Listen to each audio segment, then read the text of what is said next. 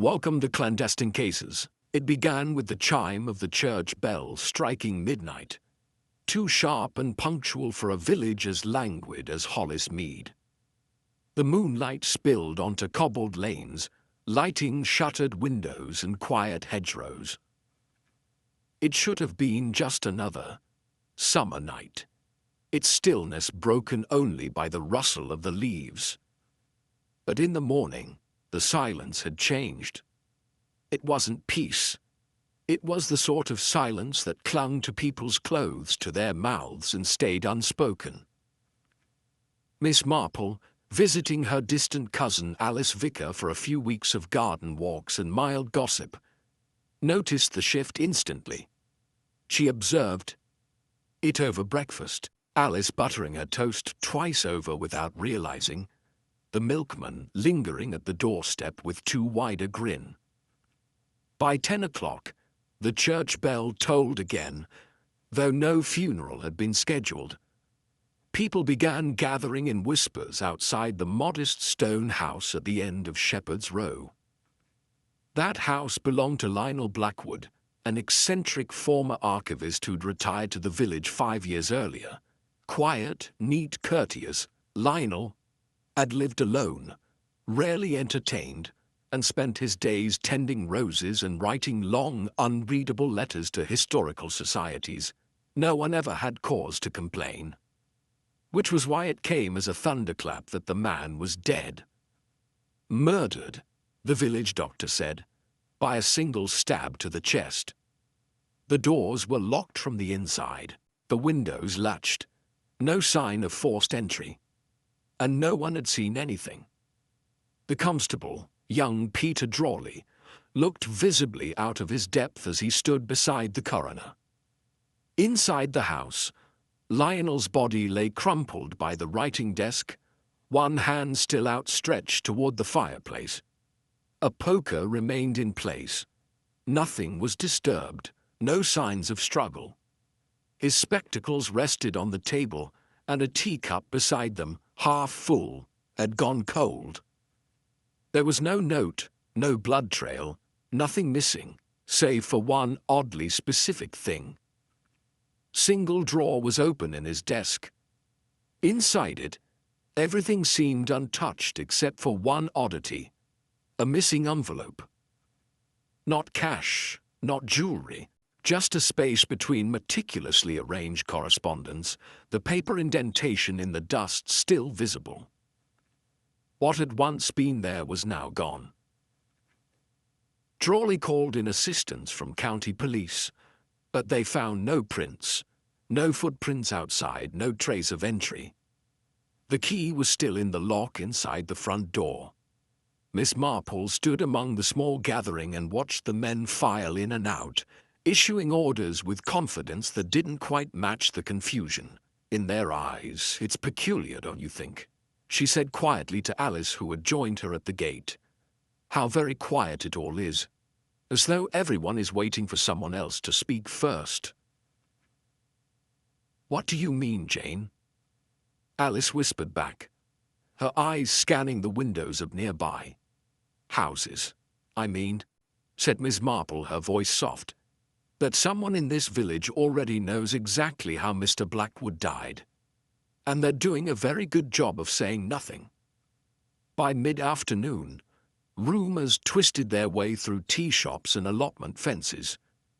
Some said Lionel had a lover from the next village. Others insisted it was suicide, made to look like murder. But the official word remained uncertain. The coroner confirmed the wound was deliberate, sharp, clean, a knife, not a household blade. And there was no weapon in the house. Then came the clue. While inspecting Lionel's rose garden, one of the county officers noticed a muddy patch near the greenhouse, though it hadn't rained in days. They followed the trail and discovered something strange nestled behind the trellis. Not a murder weapon, but a small leather-bound notebook, soaked through. Oddly, it didn't belong to Lionel. It was blank, save for a single page torn out. Someone had hidden it in haste. The cover bore a faint embossed name, but water damage had erased it almost entirely. The only readable letters were E.S. That evening, the local innkeeper, Mrs. Pendry, reported something curious. A man had arrived in Hollis Mead 2 nights prior, asked for a room under the name Edward Smith, and vanished the next morning without checking out. He paid in cash and left behind nothing but a used matchstick and an untouched bar of soap. No one recalled seeing him around the village. When pressed, Mrs. Pendry admitted the man wore a long coat and gloves despite the summer heat. Very polite, she added. Too polite, if you ask me. It didn't sit right with Miss Marple. A man appears in a village where no strangers come, stays a night and vanishes hours before a locked-room murder, and leaves behind no luggage, no receipts, and no memory of himself, but a false name. That, she decided, was too neat to be coincidence. They tune. Next morning, Miss Marple walked the path from the Blackwood house to the churchyard. She paused not at the fresh-turned soil awaiting Lionel's burial, but beside an older grave, one marked Ellen Sharman, 1874-1948. Something about the name stirred something in her mind. Back at Alice's house, she combed through the village, history books tucked away in the sitting-room shelf, and found what she'd half suspected. Ellen Sharman had been Lionel Blackwood's aunt, and once embroiled in a minor scandal involving forged letters during her time as a librarian in Norwich. Nothing was ever proven, but it meant Lionel's family had a history of secrets. When Miss Marple returned to the constable with her findings, he looked overwhelmed. "We've no proof this Edward Smith exists at all," he muttered, "and no evidence he entered that house." "That," Miss Marple replied gently, "is precisely the point. In a village where everyone sees everything, someone went to great lengths to go unseen." That evening, a new detail emerged.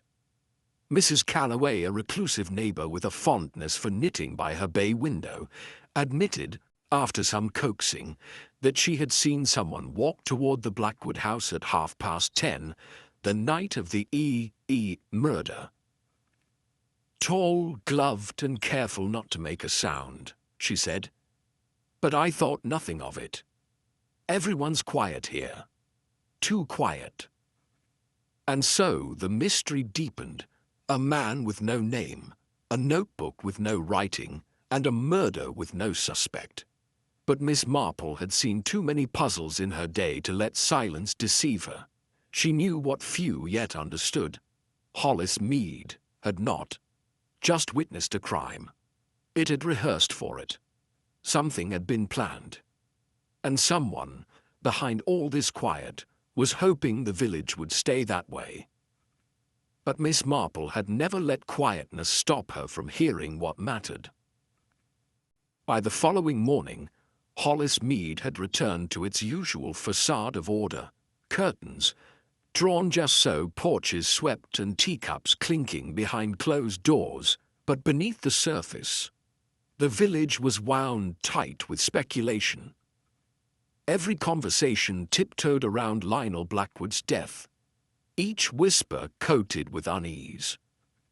Constable Drawley remained visible, pacing between the house and the post office, with a notepad and a furrowed brow, as though proximity to the facts might cause them to unravel. It was around this time, shortly after 9, that Miss Marple returned alone to the scene. She had spoken little over breakfast, but her mind had been weaving quiet patterns ever since the incident. Alice had offered to accompany her, but Miss Marple declined, claiming she wanted to stretch her legs. In truth, she needed quiet. Not the silence of the village, that oppressive, knowing quiet, but the kind that allowed her thoughts to line up without interference. The front door was still locked and guarded, But Constable Drawley recognized her from the previous day and, with a respectful nod, allowed her inside under the condition she touched nothing. She promised, of course, but she would look, and looking was quite enough for Miss Marple. The Blackwood house had an unnerving cleanliness, the kind only a solitary man could maintain. Nothing was out of place on the mantel, the bookshelves, or the side tables. She noticed, however, the fire had not been used. Odd, considering the teacup beside the armchair suggested he had sat there shortly before death. Summer evening or not, Lionel had been fond of his fireside chair. The hearth was bare, no ash, no coals, just the grate. She leaned slightly closer. On the carpet below the edge of the fireplace was something nearly invisible, unless the light struck it just right. A short pale strand of thread, almost translucent, no more than an inch long, and entirely out of place. Miss Marple bent gently, examined it without picking it up, and straightened with no visible reaction.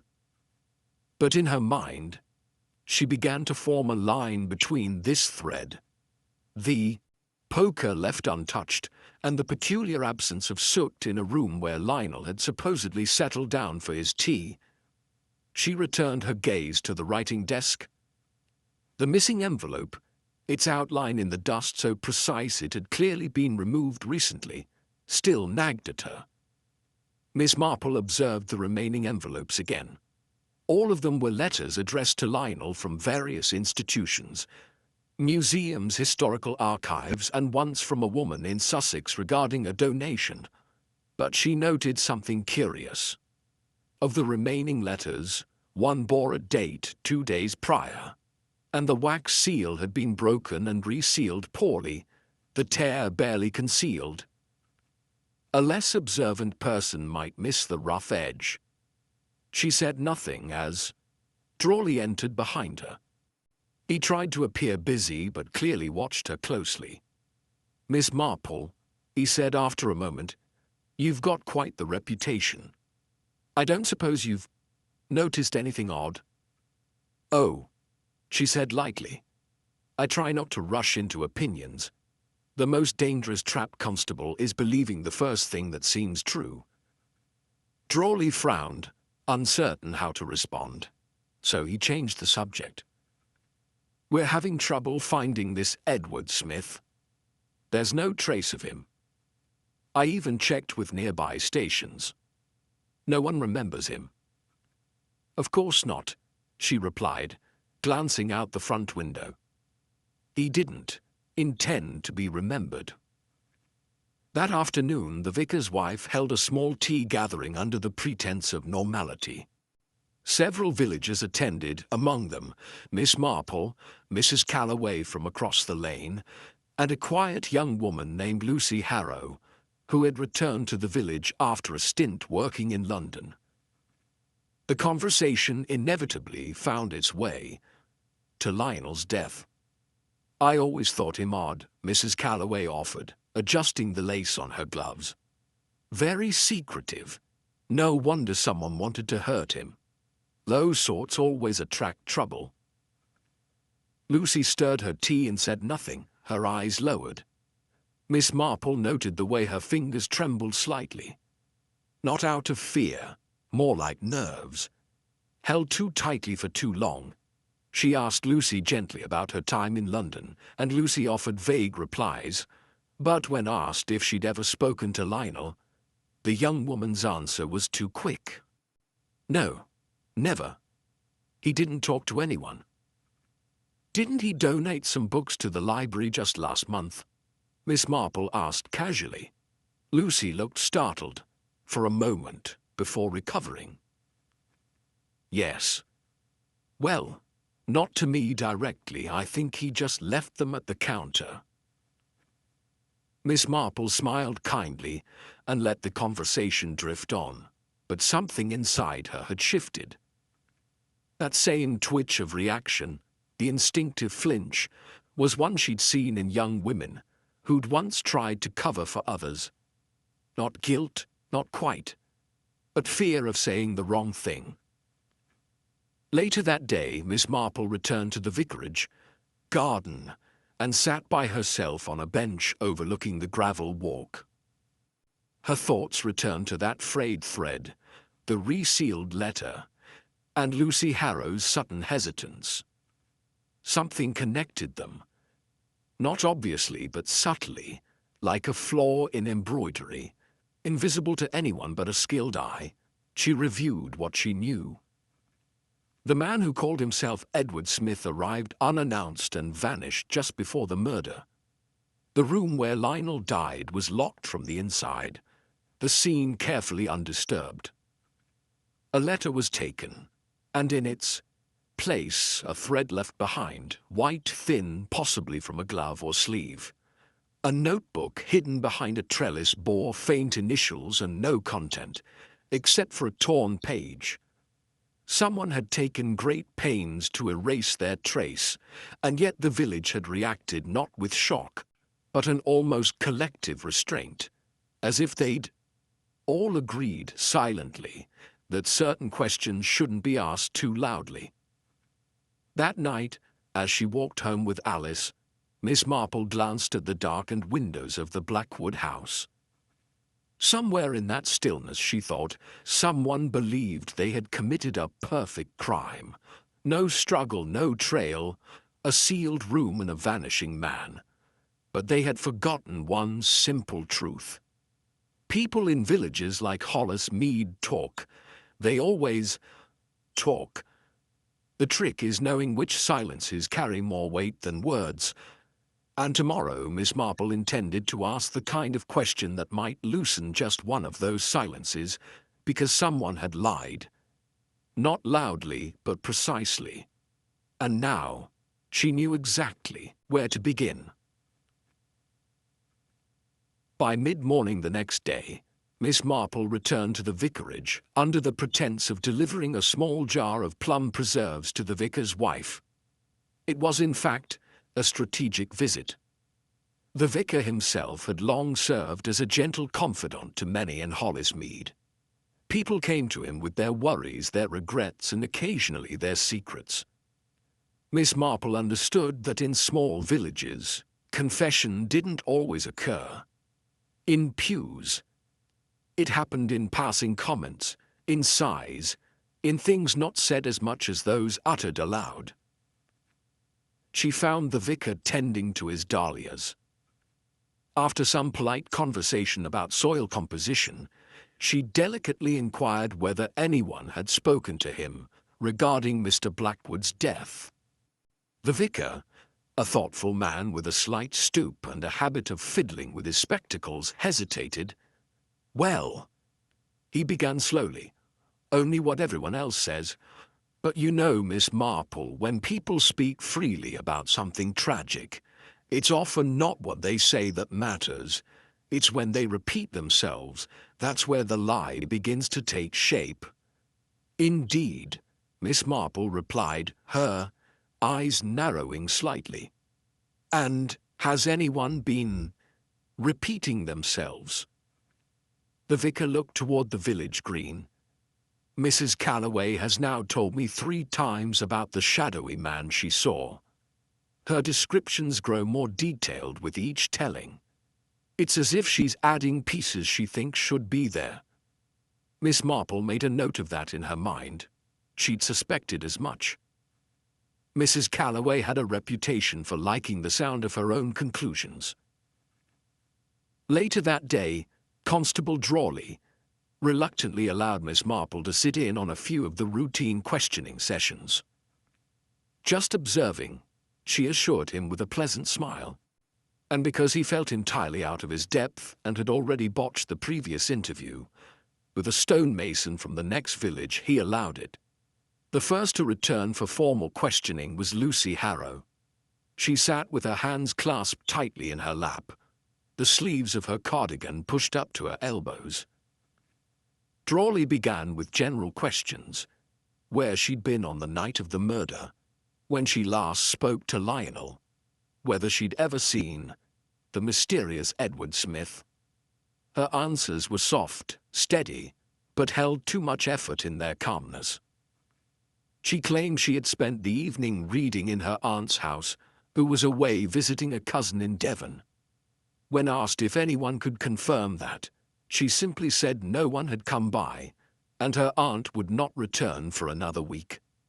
Then, drawly, asked again if she'd ever spoken to Lionel Blackwood. Lucy shook her head. No, not really, just a greeting or two. He wasn't approachable. But Miss Marple leaned forward ever so slightly, eyes trained on the faint red crease on Lucy's wrist, a line not from clothing but something tighter. Gloves, perhaps, or a strap.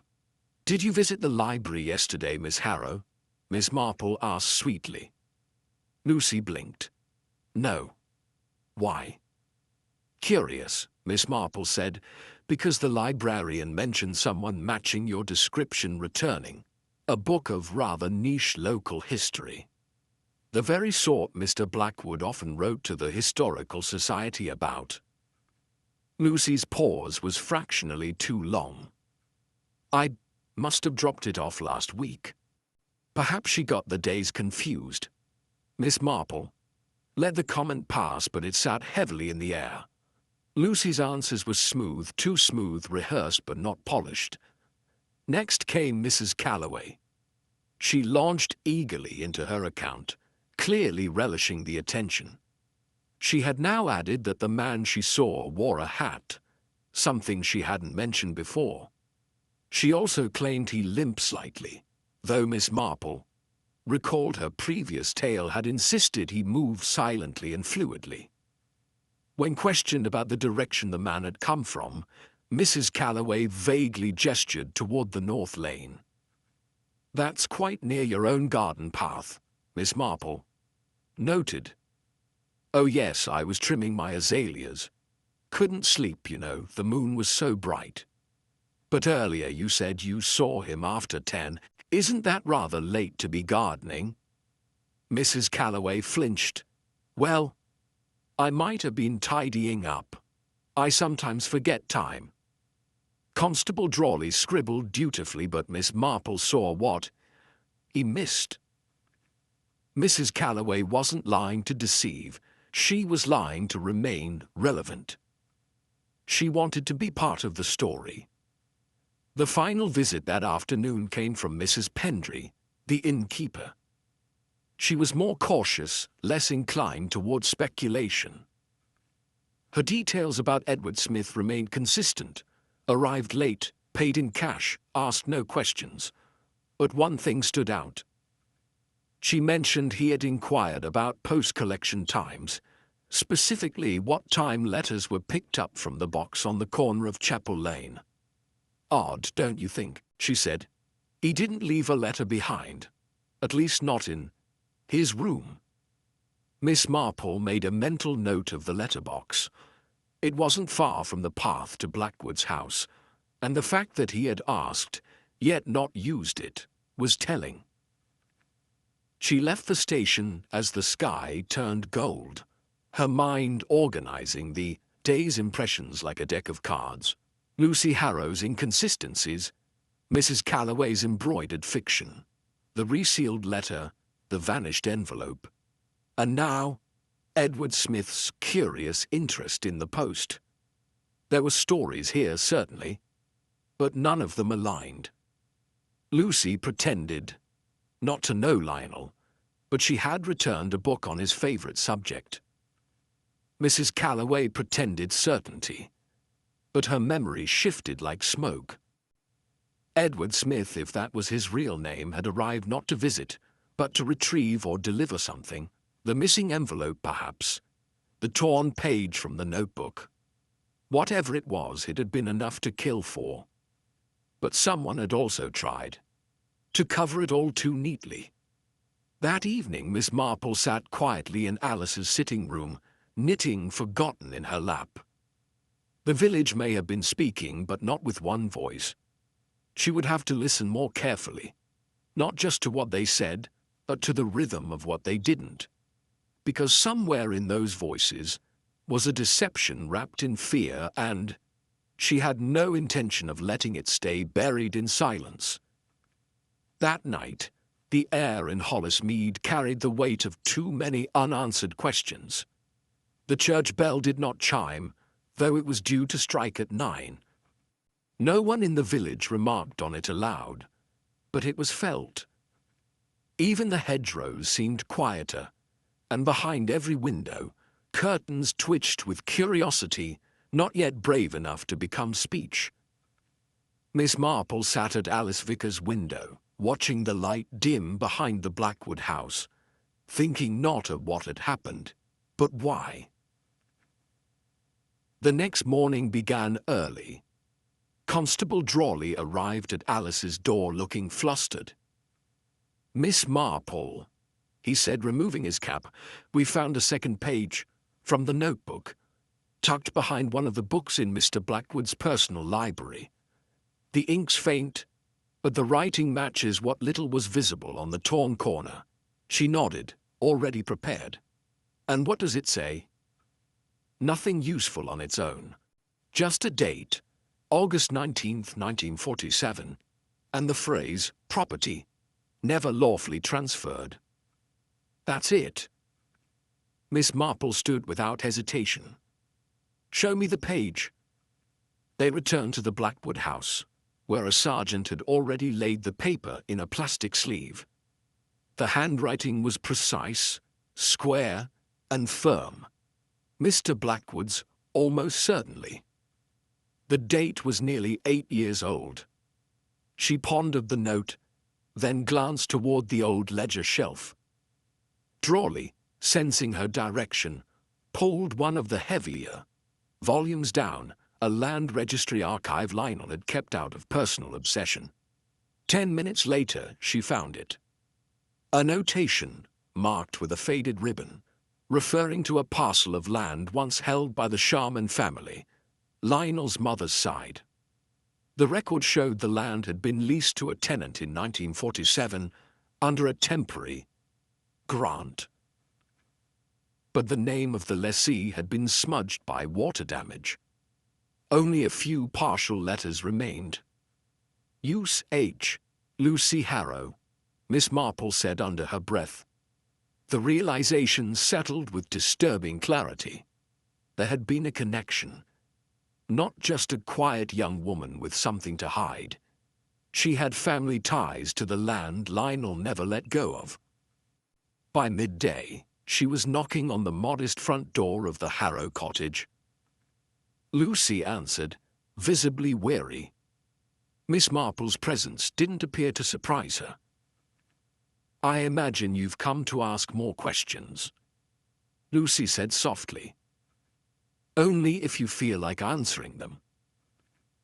Lucy hesitated, then stepped aside. Inside, the air smelled of damp wood and rose water.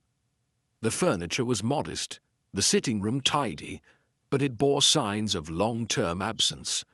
A vase with wilted flowers, a coat slung over a chair with dust on its shoulders. "I didn't kill him," Lucy said before Miss Marple even sat. "But I should have told the truth from the start. He knew about the lease, about the forgery." Miss Marple tilted her head. "Forgery?" Lucy sat down. "My father. He leased the land from Lionel's family. Illegally, it turns out. Something about the paperwork was never formalized. After my father died, my mother raised me here alone. When she passed, I stayed in London. I didn't want anything to do with the place, but last year I found the old deeds. Realized if I could prove tenancy through use, I might be able to claim it. That's when I came back. Quietly. I didn't want to cause trouble. I didn't even tell Lionel who I was, but he recognized you. Eventually, he came by once, never said anything directly, just stared. A month later, he wrote to a solicitor in Bath. I saw the envelope in his post pile. I knew it would ruin my chances. That's why I tried to retrieve the letter. That's why I went into his house the day before he died. I didn't kill him, Miss Marple, but I did lie about knowing him, about being in his house. Miss Marple regarded her closely. Then who else had something to lose if the truth about the land came out? Lucy opened her mouth, then paused. There's something else. I think someone else was watching the same records I was. I went to the county archives a month ago, signed the logbook. 2 days later, the same book had new entries. Someone had taken it out and didn't leave a name. The attendant said he looked like a solicitor. That's all. He remembered. Edward Smith. Not a killer, perhaps, but someone with stakes in the game. Back in the village, Miss Marple stopped at the post office. The clerk, Mrs. Terence, was unusually fidgety. After some pleasant chatter, Miss Marple asked if anyone had inquired about parcel collections around the time of Lionel's death. Mrs. Terence faltered. There was a man, not a local. Came in last week just after the news broke. Asked if anyone had picked up a parcel addressed to E. Smith. I told him nothing had arrived under that name. He didn't seem surprised. And he left nothing behind, only a business card.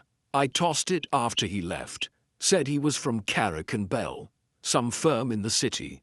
The web was tightening. Carrick and Bell had once represented the firm that managed the Sharman estate transitions. It seemed Mr. Blackwood had been investigating his family's mishandled assets, and someone else was trying to keep those questions buried. That evening, Miss Marple sat quietly by the hearth at Alice's, watching the coals smoulder. Every suspect now had motive.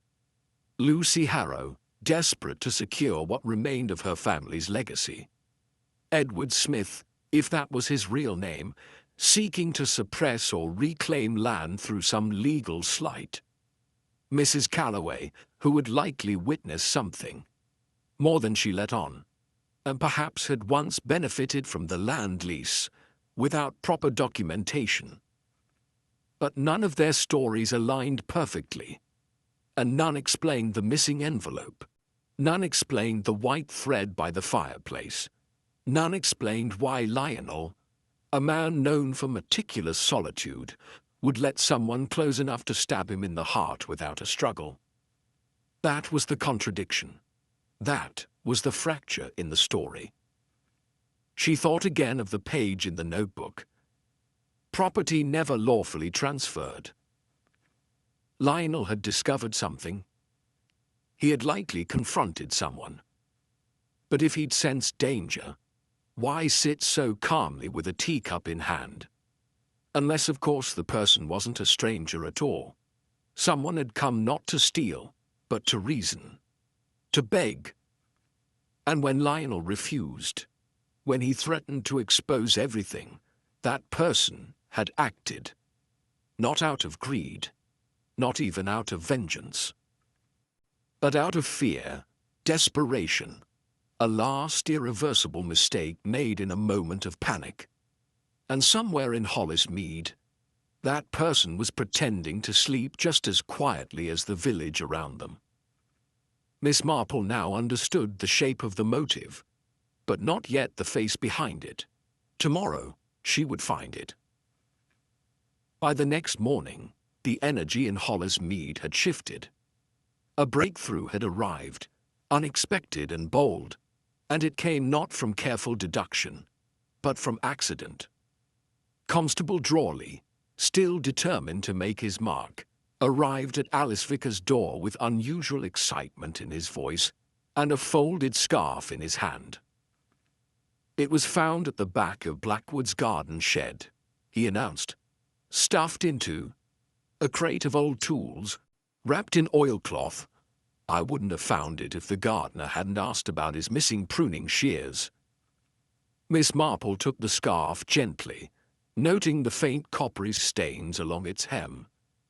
Blood, most likely. The fabric was a soft cashmere, torn slightly at the corner. More significantly, it bore embroidered initials. L.H. Lucy Harrow, Drawley, said with confidence. That, plus her earlier admission about being in the house. I think we have our answer. She admitted she had been inside to retrieve a letter. Miss Marple replied calmly. Not to commit murder, she lied. Hid her connection to the land, hid her history with Lionel. And now we've got her scarf, bloodied, hidden in his shed. Its motive and evidence. Miss Marple looked down at the scarf again. The embroidery was too perfect, newly stitched. The thread had not faded at all, and the fabric bore no signs of prolonged wear, no fraying along the edges, no lint from regular use. It looked more like a planted item than a forgotten one. And how did the gardener not notice it earlier? She asked softly. Drawley frowned. He said he hadn't used that crate in weeks. But Lucy only returned to the village a month ago. Why would she hide a scarf in a place she likely didn't know existed? He didn't answer. Instead, he straightened and said, I'm taking her in for formal questioning. With this, the chief inspector will want to close the case by tomorrow. Miss Marple didn't object. Not yet. But as the constable disappeared down the lane, she remained at the doorstep, her mind beginning to move again. Not in straight lines, but in tight, careful circles. Something didn't fit. The scarf had appeared too conveniently, the initials too clear. And Lucy, for all her secrecy, had never once seemed violent. Desperate, yes, but there was a difference. News of the arrest spread fast. By the time Miss Marple reached the post office, the shopkeeper had already closed early, and 3 women stood beneath the linden tree, exchanging gleeful outrage about the Harrow family's bad blood. Mrs. Calloway, standing a bit apart, looked visibly pleased, as though her earlier statements had been proven correct. But even in triumph, her voice had the practiced cadence of someone reciting what she wanted to believe. Later that day, Miss Marple visited Lucy at the station. The girl sat pale and still, hands folded in front of her. But her eyes no longer held fear. They held resignation. I didn't put it there, she said, barely above a whisper. I swear it, I don't even own that scarf. But you do know who might. Lucy hesitated. I saw one like it once. On a woman who visited Lionel months ago. I only caught a glimpse from the path. She was tall, wore gloves and left quickly. A name? No. I thought she might have been from the archive board or some county official.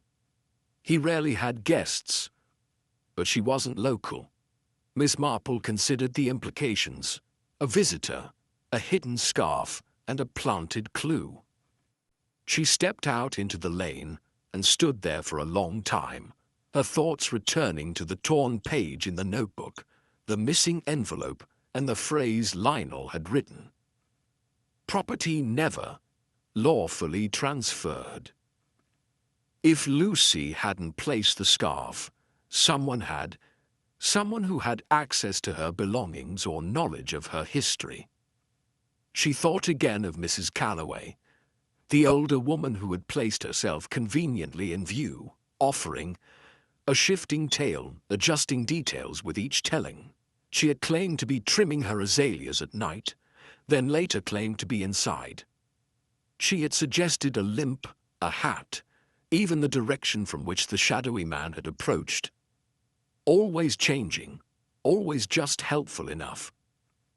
Miss Marple turned, her steps toward the Blackwood house once more. Inside, she moved carefully, retracing Lionel's last moments. The teacup was still there, the spectacles, the desk, and again she studied the hearth. She moved to the window beside it and noticed something small wedged in the sill, barely visible. A splinter of blue thread caught on the wood. She removed it gently. A perfect match for the scarf. But if the scarf had been in the shed, what was its thread doing at the front room window? Outside, the sun lowered. The shadows of the trees reached longer across the path. Miss Marple stood at the hedge behind the house and traced the route between the garden and the window. If someone had passed through here wearing that scarf, it meant the scene had been staged. They had moved around the property before or after the crime, then hidden the scarf as a convenient piece of misdirection. When she returned to the cottage, she found Alice standing at the stove, stirring a pot absently. "Everyone says it's solved now," Alice said. "The village feels lighter." "It shouldn't," Miss Marple replied. "The real criminal is watching this unfold, believing they've bought themselves time. And Lucy, innocent of the murder, yes. But she's the perfect target for blame. Isolated, unconnected, no one to vouch for her." That night, Miss Marple sat awake long after Alice had gone to bed. She reviewed every name, every story, every inconsistency. Someone had watched this play out from the start, someone with a stake in the land, or the secrets it held, someone who had visited Lionel before, someone who had gone to great lengths to remain unnoticed but left small mistakes behind. A fresh thread, a shifting story, a detail too rehearsed. She set her knitting aside. Tomorrow she would make one final visit, not to a suspect but to a record. Because now she knew what to look for. The real killer had hidden behind suggestion, behind the noise of a false victory. But Miss Marple had learned to listen for the quiet places in a lie, the parts that never needed to be told, and in that silence, the truth waited, still. By morning, a thin mist clung to the hedgerows of Hollis Mead, veiling the cottages and gardens in a soft haze that blurred edges and muffled sound. Miss Marple stepped carefully along the gravel path that led not to the police station, nor to another round of questioning, but to the village archives housed in a quiet annex behind the church. It was rarely used, mostly dust and bound ledgers, older than the road markers. But today, Miss Marple didn't seek noise. She sought ghosts, of names, of land, and of loyalties no longer spoken aloud. Inside, she greeted Mr. Fowler, the mild-mannered caretaker of the archives, who had catalogued the village's centuries of births, deaths, sales, and scandals with monk-like devotion. "I'd like to see the land records again," she said, politely, particularly those concerning the Sharman holdings prior to 1947. Fowler squinted, then shuffled off into the back, reappearing with a stack of weathered ledgers. Miss Marple scanned the names quickly, skimming over tenant agreements and dispute notations. One name kept surfacing, not Lionel Blackwood, not Lucy Harrow's father, but a third figure, Walter Calloway. It was attached to footnotes, loan, arrangements, and a quiet incident from 1935, involving unpaid debts. She followed the thread further. Walter Calloway had been listed as a minor shareholder in a parcel of land transferred from the Sharman family after a legal dispute over inheritance. The dispute had been settled out of court, no formal record of why. But a note in Lionel's meticulous handwriting appeared in the margin of a newer ledger. Calloway's title was never solid. Misfiled claim, bypassed scrutiny. Miss Marple sat back.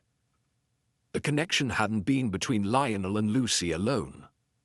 It extended to Mrs. Calloway, whose late husband had once tried to seize land by means that wouldn't hold under proper legal review.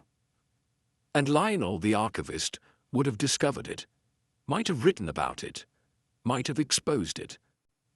She thought back to Mrs. Calloway's insistence that she had seen the mysterious Edward Smith, her embroidered additions to the timeline, the way she'd inserted herself into the investigation while pretending only to observe, her late-night gardening, her oddly shifting memory. It wasn't merely attention-seeking. It was protection. She had tried to steer the conversation, not toward herself, but away from anything that might point backward in time. Miss Marple left the archives with that name, Walter Calloway, buzzing in her ears. She didn't go home. Instead, she crossed the village and rang the bell at the Calloway residence. Mrs. Calloway answered in her usual crisp blouse and carefully arranged brooch, expression composed but wary. "I'm terribly sorry to intrude," Miss Marple said with a smile, "but I was reviewing the archives and came across your husband's name in a rather curious series of transactions. I wondered if you might help clarify something." Mrs. Calloway's face remained smooth, but her hand fluttered ever so slightly at her neck.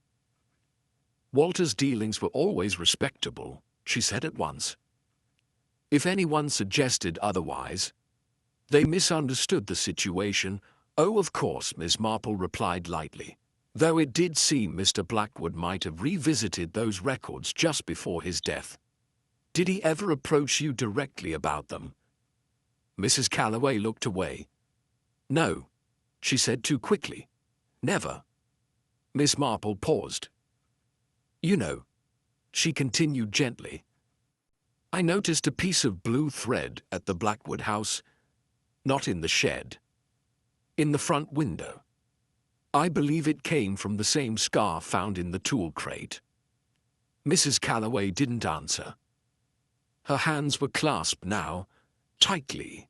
Her composure didn't break, but the silence stretched long enough to confirm what her words would not. "I do wonder," Miss Marple added softly, "if someone meant for the scarf to be found, meant for it to point elsewhere." Still no reply. But her eyes had gone hollow, and that was enough. When Miss Marple returned to the police station, she found Constable Drawley conferring with a county official. Papers were being filed, charges discussed. Lucy Harrow sat in the holding room, pale and silent. Miss Marple stepped inside.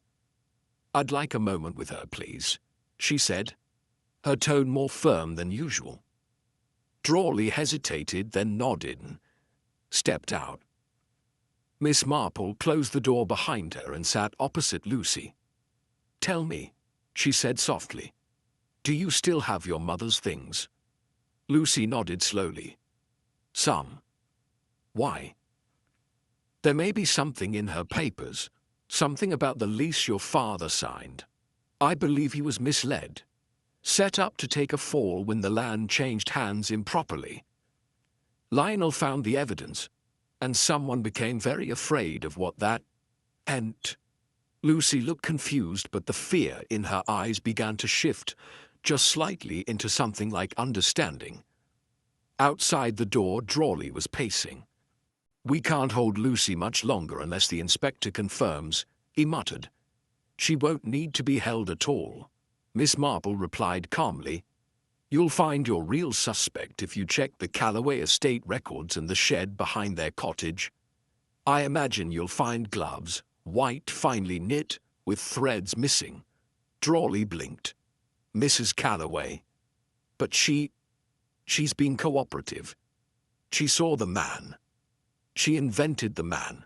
She needed the police looking forward, not back." That evening, a quiet constable followed Miss Marple's suggestion and retrieved a pair of gloves with a thumb unraveling. They matched the thread found at Blackwood's window.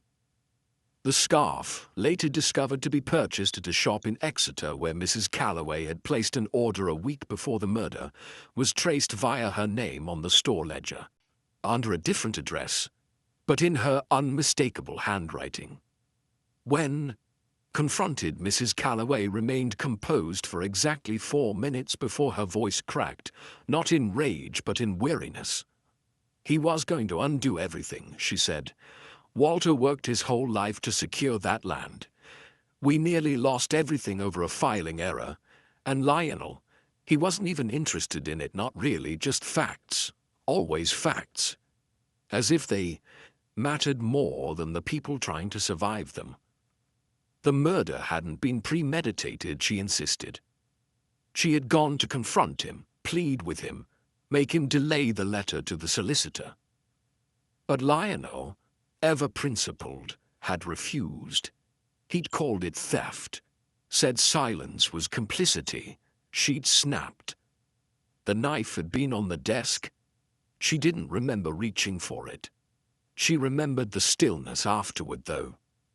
The silence in the room. The way Lionel's tea sat, untouched, beside his hand. Then the panic, the planting of the scarf, the window, the lies. It had all spiraled from a single moment she could not take back. Later that night, as the village bell struck, properly again for the first time since the murder, Miss Marple sat quietly with Alice by the fire. No triumph in her voice, just quiet reflection. "It's always the past," she said, "that reaches forward with the most unforgiving hand. You can silence it for a while, but it never forgets its way back." The village of Hollis Mead had begun to exhale, as if holding its breath had finally exhausted even the tightest-lipped among them.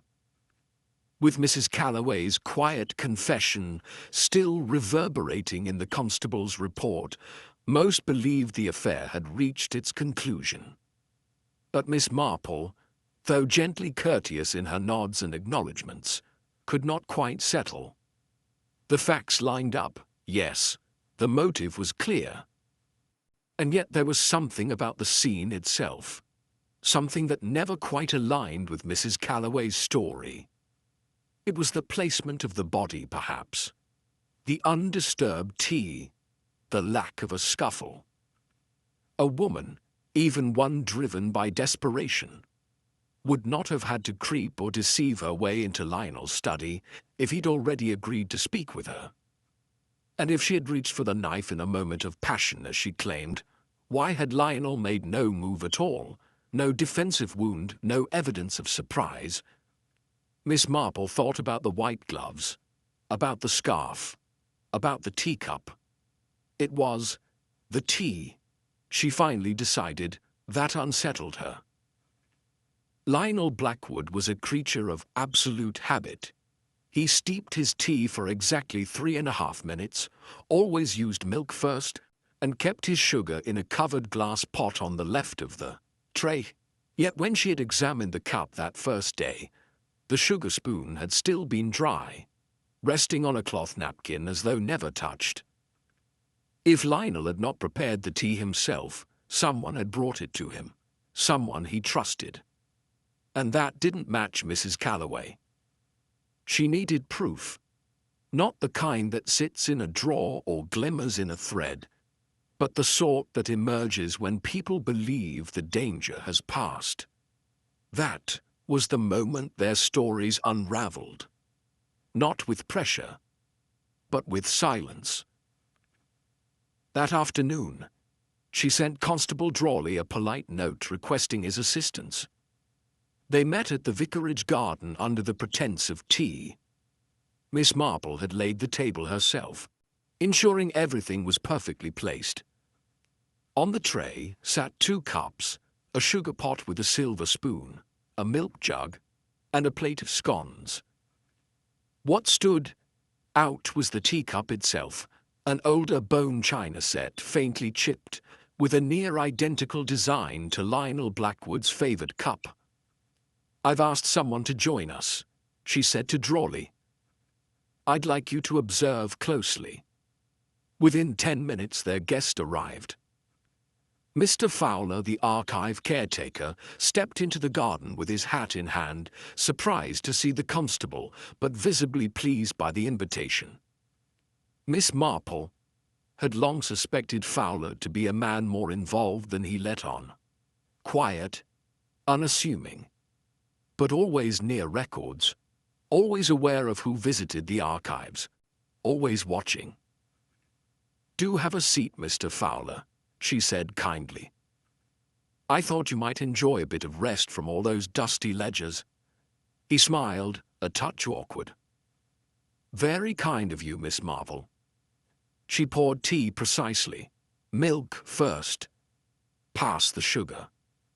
She watched carefully as Fowler reached for the spoon, hesitated, and then used his fingers to pick up a sugar cube from the bowl, dropping it into his cup with a casual flick. "Interesting," she said gently. "Do you always take sugar that way?" Fowler blinked. "Pardon? Just habit, you know," she said, feigning a smile. "Most prefer the spoon, especially when it's placed so deliberately." "I suppose I don't think about it," he replied, shrugging. "And yet Mr. Blackwood did. Very particular about such things, Lionel. His cup, his sugar, always milk first." Fowler's smile faltered. Miss Marple continued, now with the calm certainty of someone winding a clock. "Of course, whoever prepared the tea for him on the day of his death used milk last, and didn't stir the sugar. Odd, don't you think? Almost as though it wasn't for Lionel at all, or prepared by someone unfamiliar with his routine." Fowler's jaw tightened. "Are you suggesting I'm observing?" "You see, Mrs. Calloway said Lionel was already seated with tea when she arrived. Yet he had not stirred his cup, not touched it, because he didn't prepare it. Nor did Di.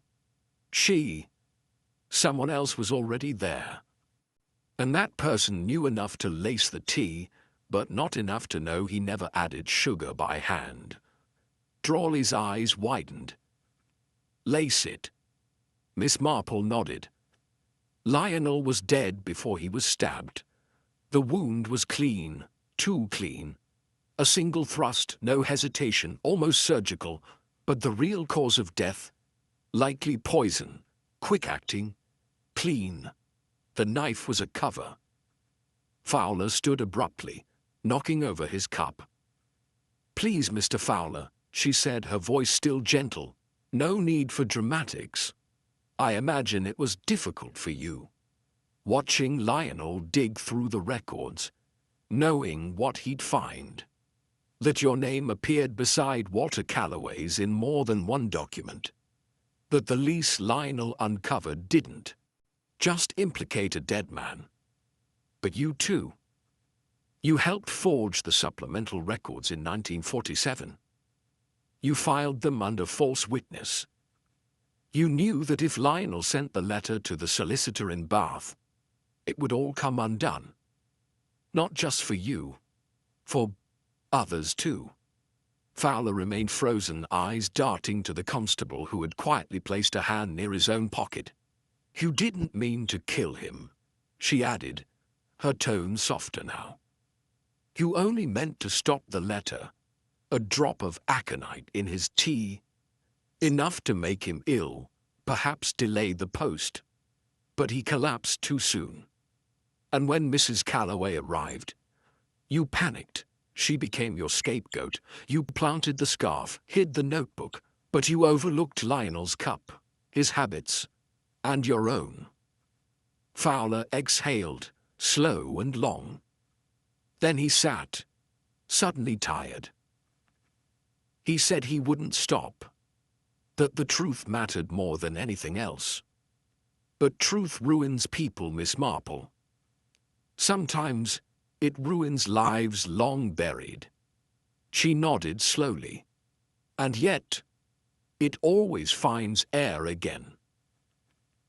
That evening, as Fowler was led away under quiet arrest, and Lucy Harrow was released with trembling relief, Miss Marple sat once more with Alice in the drawing room. The fire flickered gently. Outside the mist had lifted, and the church bell struck 7 with calm, unhurried rhythm. Alice poured tea, milk first just so, and looked at her cousin. "You always notice the strangest things," she said fondly. "It's never the big things," Miss Marple replied. "It's the tiny ones. How a man takes his tea, how a spoon is left untouched, that's where deception hides, not in what people say, but in what they forget not to do." And as the evening settled over the village that had slept too quietly for too long, truth, once again, found its way through silence. The relief in Hollis Mead was short-lived. For a single day, the air had lightened, as if the weight of suspicion had finally lifted from its people. Lucy Harrow had been seen walking to the green with her head up for the first time in weeks. The vicar's sermons, once veiled with unease, returned to their meandering parables. Even Constable Drawley, still wearing the glow of having apprehended Fowler, had begun preparing his formal report for the county inspector. But Miss Marple knew that conclusions, like stories, must be approached with caution, especially when the ending seems too tidy. She had asked Drawley that morning to retrieve Lionel Blackwood's notebook, the one water-damaged and missing a page. It had been sealed in evidence since the early days of the case, but now that they had a confession, she wanted to compare the recovered entries against the records at the archives. There were details Lionel had jotted, references half-coded, that might yet explain how Fowler had hoped to benefit or who else might have known. But when Drawley returned from the station, he looked shaken. "It's gone," he said flatly.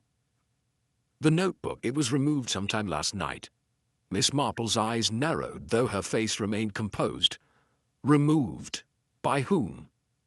"No one knows. I checked the log. No officer signed it out. The evidence cabinet wasn't forced, but the ledger shows no entry. Someone either bypassed protocol or knew how to erase it. And the keys? Only Sergeant Fielding and I have copies. And Fielding's been on leave since Wednesday." Miss Marple said nothing for a long moment. The air in the room seemed to change. It wasn't disbelief that settled around her, it was confirmation. Someone still feared the contents of that notebook, and whoever it was had just raised the stakes.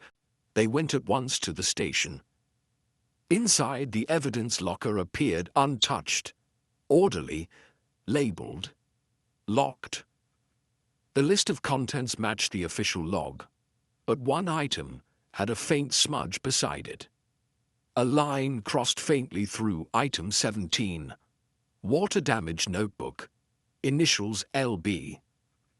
Someone had tried to erase it by hand, then covered the mark with new ink. Sloppy but deliberate. She reviewed the remaining contents. The scarf, the gloves, the broken glasses from the Callaway shed. All still there. The missing item had been selected carefully. "Fowler's already in custody," Drawley muttered. "He couldn't have done this."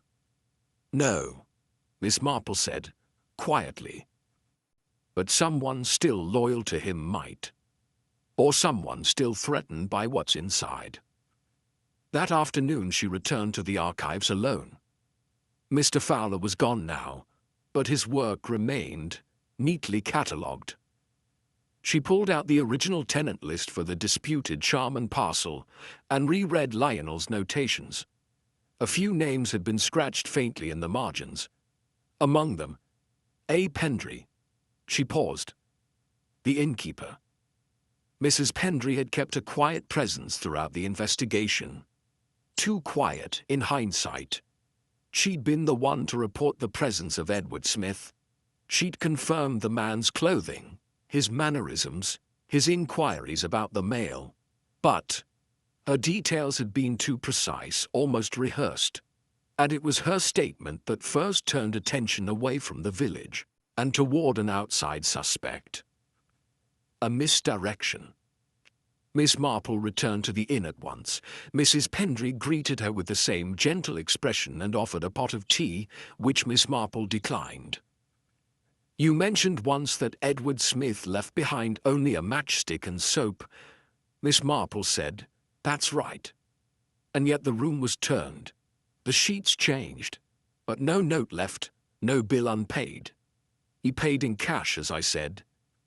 "Yes, but most people at least leave the key." "Yours was found on the dresser, wasn't it?" Mrs. Pendry hesitated. "Yes, he must have slipped it through before leaving." Miss Marple offered a small smile. "The police said it was in the door, locked from the inside." Mrs. Pendry's face remained composed, but her hands, folded on the table, tightened. "I may have misremembered." "I think you remembered quite well," Miss Marple said gently. "I think you knew precisely what was said in the report, and what you needed to confirm." Mrs. Pendry didn't respond, but the atmosphere shifted. "I went back through the Sharman records this morning," Miss Marple continued. "Your husband's name appeared in a contested land use claim, 1951, quietly dismissed, but Lionel Blackwood, in his meticulous way, had logged it. You had more than passing reason to fear that notebook." Mrs. Pendry's voice was low now. "You think I stole it?" "I think someone loyal to Fowler did. Someone with something to lose. Perhaps someone who once depended on those false records for their livelihood. And someone who would rather erase the past than see it exposed. I had nothing to do with his death." "No," Miss Marple said softly. "But you had everything to do with what came after. You turned suspicion away from the village. You painted a stranger. You bolstered Mrs. Calloway's lies, all to protect Fowler, or protect yourself." Mrs. Pendry said nothing. She stood slowly and walked to the back room. When she returned, she held a thin parcel wrapped in brown paper. "It was never meant to disappear," she said, placing it on the table. "Only to delay. If the confession was enough, I'd have burned it." Miss Marple unwrapped the package. Inside was the notebook, damp, fragile, but intact. Several pages had been folded to prevent the ink from bleeding further. On the third page, a name was circled in Lionel's hand. Below it, a line read, "Multiple signatures forged, WC, AP, and F." The initials confirmed what she had suspected: Walter Calloway, Alice Pendry, and Fowler.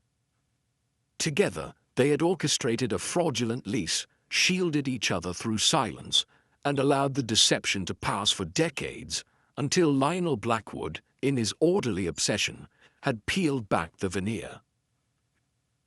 By the time Miss Marple left the inn, the bell at the church was ringing once more, slow and even. She turned toward the vicarage with the notebook clutched tightly in her hand, knowing that this time the truth would not be buried again. The silence that had haunted Hollis, Meade was finally beginning to speak. But now every word mattered. The notebook was now in safe hands. Drawley had sealed it himself in a new evidence envelope and placed it in a locked drawer under his desk, this time with 2 constables rotating shifts to watch the station. Mrs. Pendry had not been arrested, not yet, but her cooperation had thinned to silence. She refused further comment and returned to running the inn with mechanical detachment, her eyes dull, her movements practiced.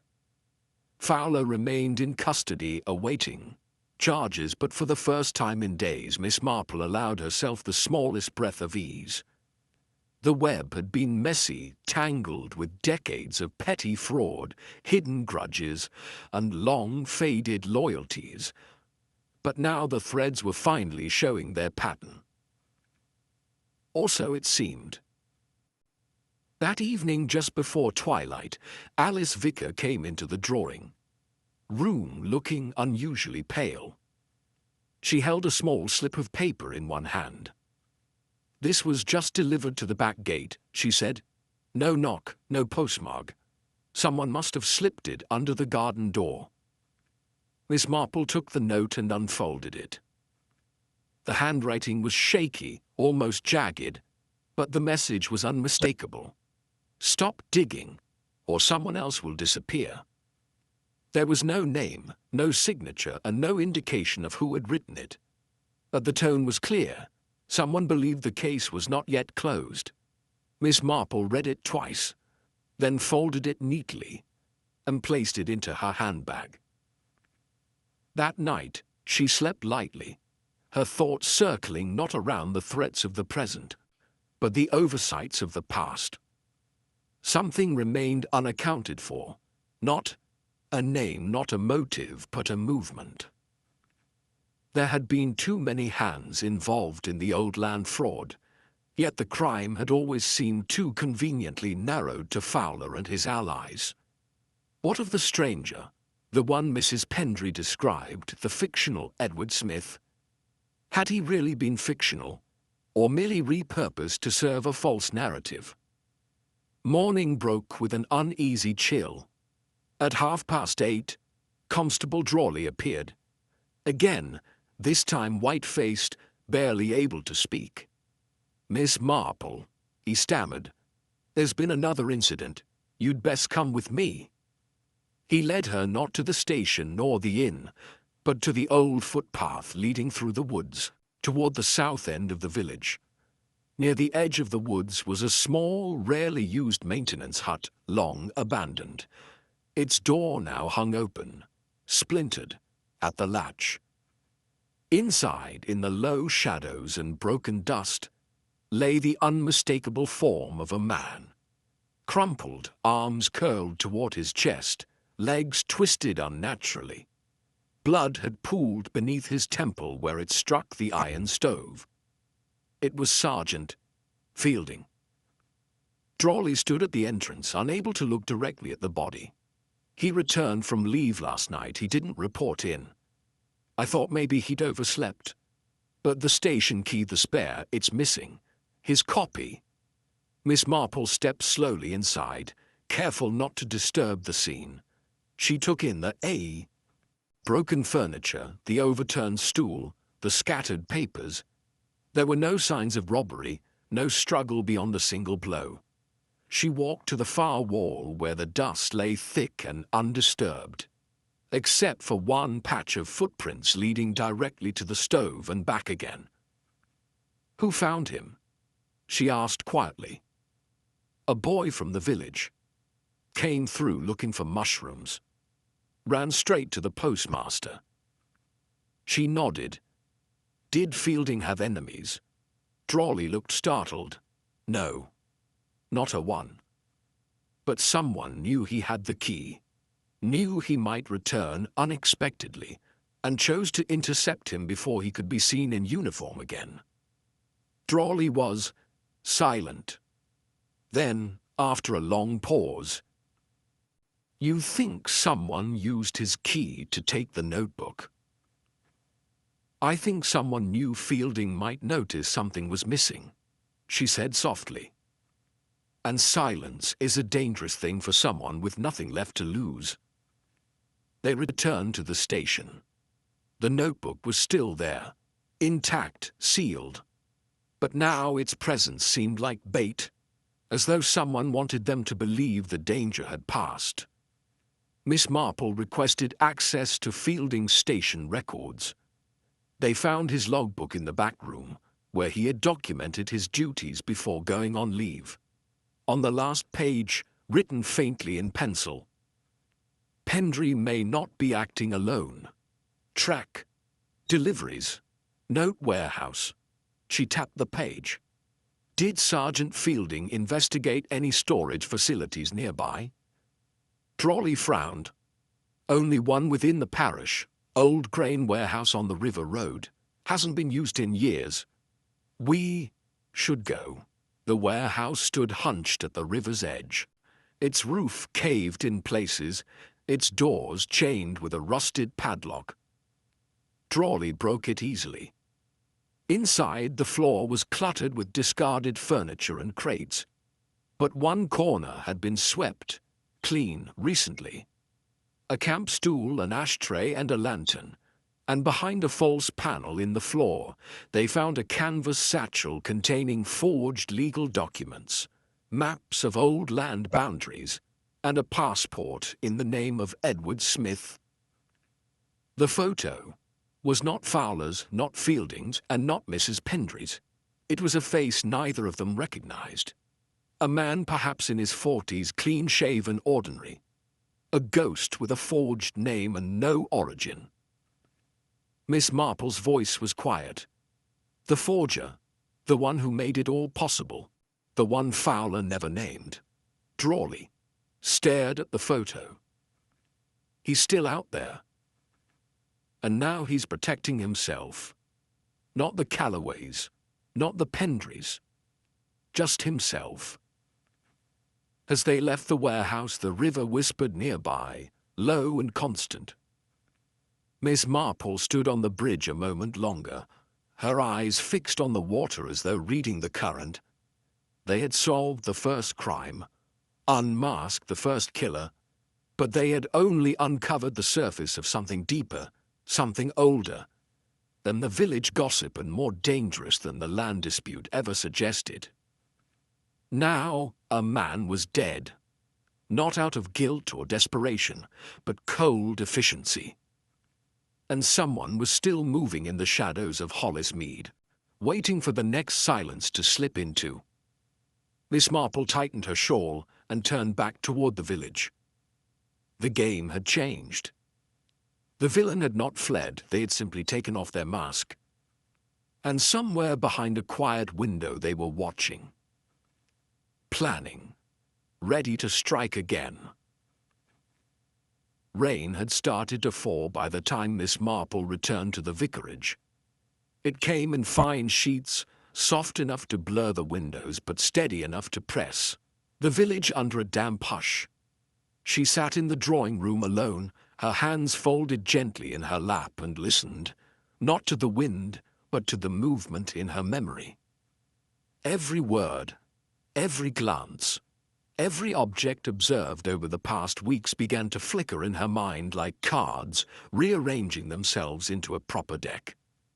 She recalled Lionel Blackwood's untouched tea, Sergeant Fielding's faint pencil note, track, deliveries, note, warehouse, the forged passport, the vanishing evidence, each one a thread too slender to follow alone.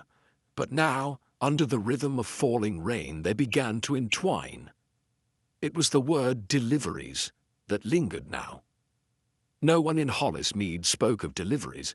It was a self-sufficient village. Bread from the baker, milk from the farm. But someone had come and gone without raising alarm. Edward Smith, the man who didn't exist. A man who left no luggage and signed no records. A man with the ability to bypass locks and vanish with crucial documents in hand. And he had likely not come by train, not through the front. Miss Marple stood and crossed to the corner of the room where a well-worn village map hung on the wall. She traced her finger from Lionel's house to the old grain warehouse by the river. Then, east, following the road that curved behind the mill toward the edge of the parish. And there, in barely visible lettering, was a narrow track that connected the abandoned canal route to the storage yard. It would allow someone to enter and leave Hollis Mead without being seen from the center of the village. She thought again of the scarf. Not Lucy's, not Fowler's, but introduced after the murder, of the tea misprepared, of the fire that had not been lit in Lionel's grate. And then, one other detail returned to her. Something said not by a suspect, but by Alice. Weeks ago at the beginning. "There's no excitement in this place, Jane. Nothing ever changes. Why, even the Pendry's dog barks at the same hour every night unless it rains." Miss Marple turned away from the map. The dog. She hadn't heard it bark in the last 2 nights. She fetched her coat, left the vicarage with no word, and made her way through the wet streets to the Pendry Inn. Mrs. Pendry answered the door with weary eyes and a pale face. "I won't waste your time," Miss Marple said. "I need to see the cellar." Mrs. Pendry looked as if she might refuse, but something in Miss Marple's tone, calm, assured, without room for negotiation, broke through her resistance. She stepped back. They descended into the stone-walled cellar, where casks and crates lined the damp floor. The smell of mold and old beer clung to the air. Miss Marple walked slowly, scanning the floor, the corners, the ceiling. She paused beneath the far shelf, where the floor was scuffed, and a panel in the wall, an old coal chute, had been blocked by a board that didn't match the rest. She knelt and tapped it. Hollow. Recently placed, she removed it. Behind it was a crawl space, and within, the remnants of torn packaging paper, mud-crusted boots, and an iron key. The boots were unfamiliar, large, thick-soled, not village shoes, and the paper bore markings from a courier service that did not deliver locally. She turned to Mrs. Pendry, who now looked ashen. "I didn't know at first," the innkeeper whispered. "He came once, asked to use the cellar, said it was just a quiet job, that no one would know. By the time I understood what he was doing, I couldn't stop him. He said if I talked, they'd make it look like I'd helped." Miss Marple's voice was soft. "They already made it look that way. I didn't know about Fielding. I swear I didn't." "I believe you," Miss Marple said. "But you must tell the constable everything now. Where the man came from, what he said, what he took." Later that evening, Drawley sat with her. In the kitchen of the station house as the rain thickened and thunder rolled faintly over the fields. "We ran the serial number on the courier wrapping," he said. "It was addressed to an alias, another forgery. But the item inside was a stamp press, used to replicate archive seals. That's how they made the forged documents look official. And the boots? Too large for Fowler, too new for the others. We think he was here twice, once before the murder and once after. Came through the canal trail. May have hidden, out in the warehouse or in the woods." "And the tea?" Miss Marple asked. "We found residue in Lionel's teacup, hyoscine.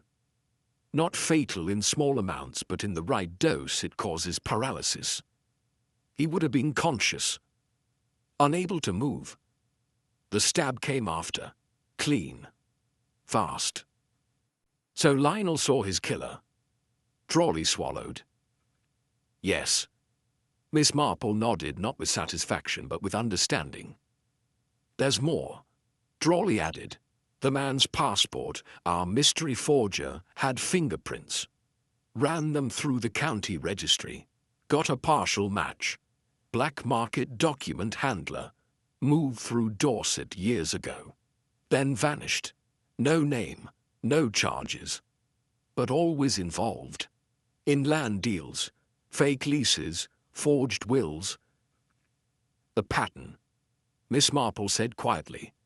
"It wasn't just about Hollis Mead. He's done this before. He knew which villages wouldn't question paperwork, which archives had loose records. And he used people like Fowler and Pendry and Calloway, people with something to lose, to help him hide." Drawley stared at her. And now he's gone. Again. For now, she said. But this time, he left too many prints behind. As the wind rattled the windows and the fire flickered low, Miss Marple stood and retrieved the ledger from her bag, the one Lionel had been working on. She flipped to the last page he wrote.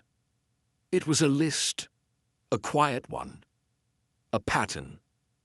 Dates, initials, parcels of land, not just in Hollis Mead, but in other villages, all affected by the same scheme.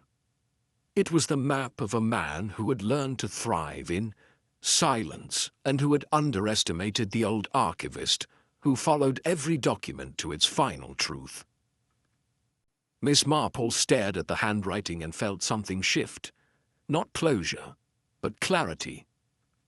The murder of Lionel Blackwood had never been about one grievance, one family, or even one fraud. It had been the consequence of a long game played by a man who worked in shadows, who erased himself behind false names and hidden tracks.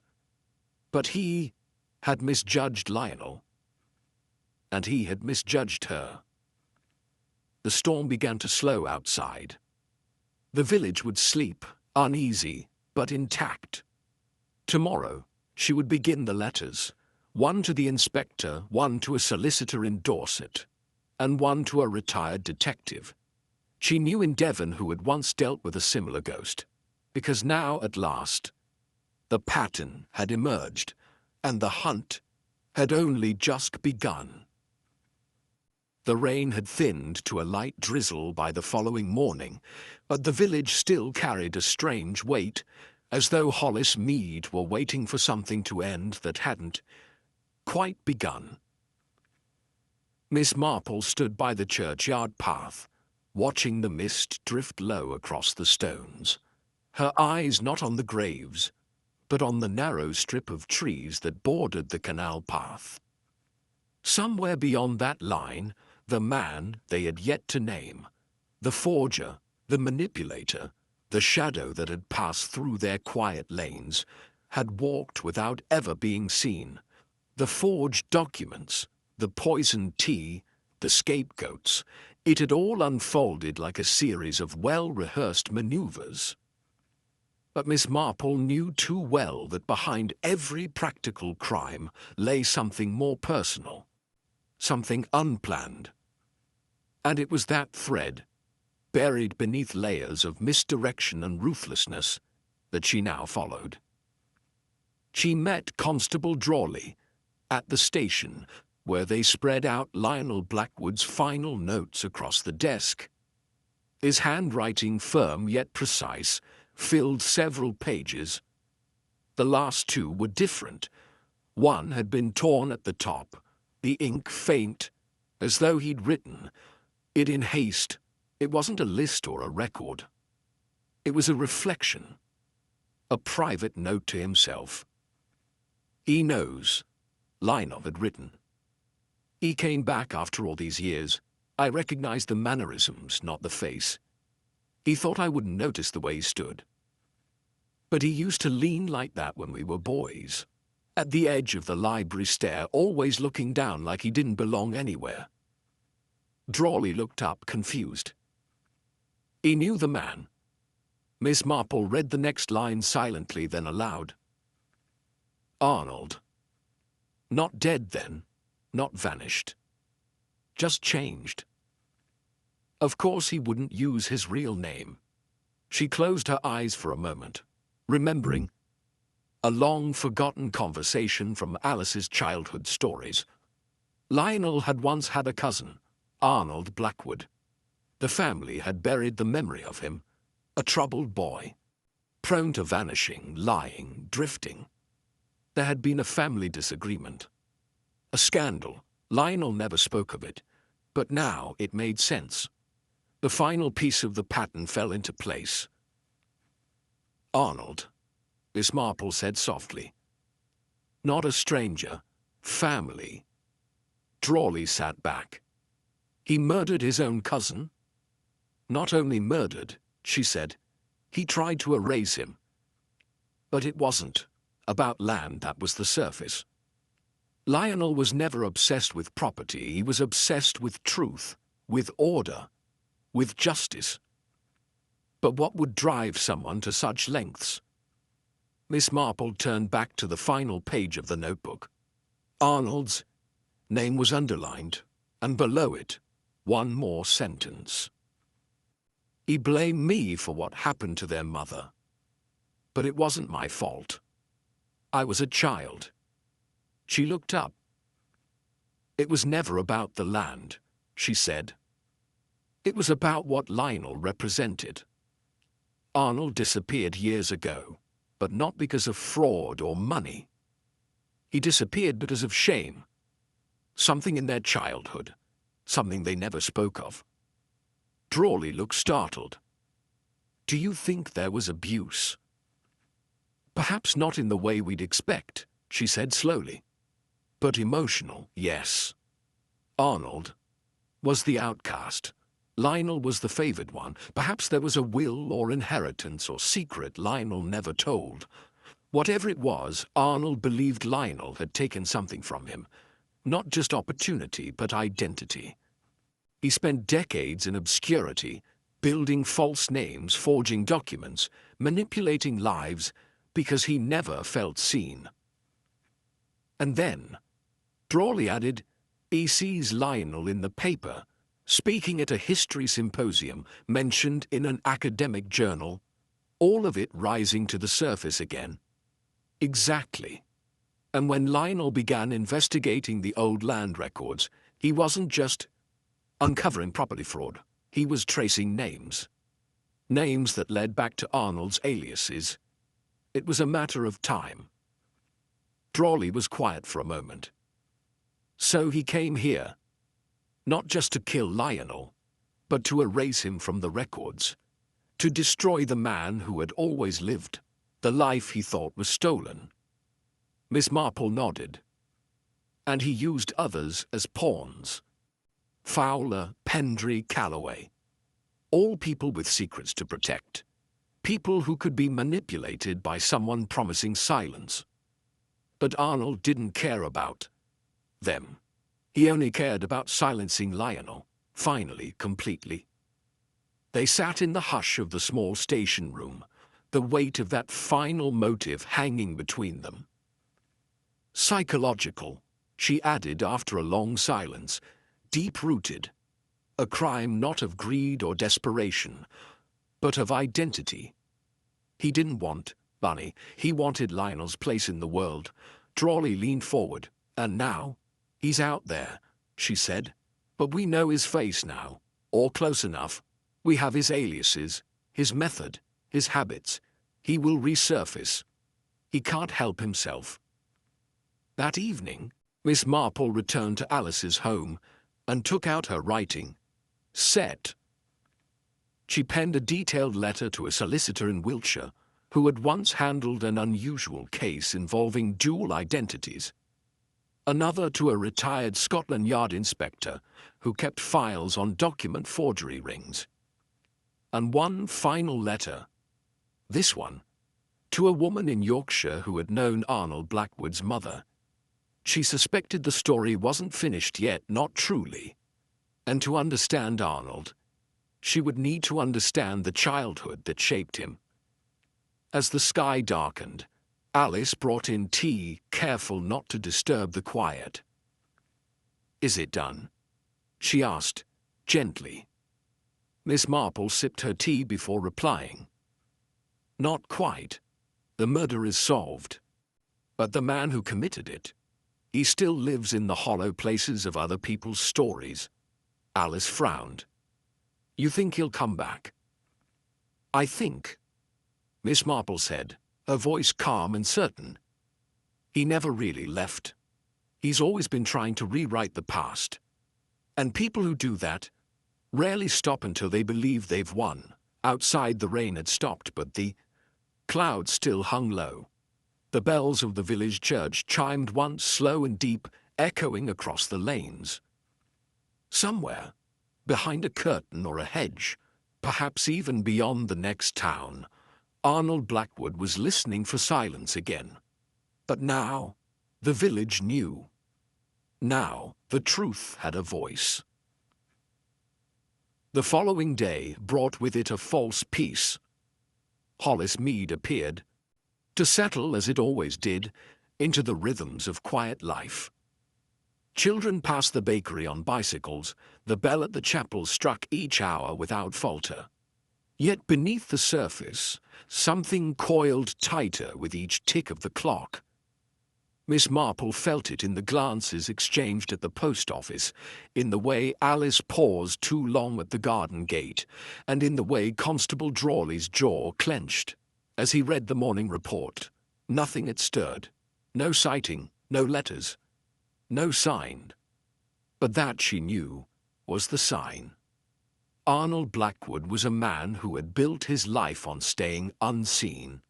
He did not vanish when pursued. He slowed down, waited, let the others tire themselves until he became a shadow in their memory. This time, though, Miss Marple had one advantage. He believed he'd already won. She met Drawley in the back room of the station. On the table was a telegram she had arranged to be sent 2 days earlier, now delivered with deliberate visibility to the Pendry Inn. 2L Hunter. Historical Property Review. Board subject, Blackwood letters. Content, original documents, reconciled with ledger notations.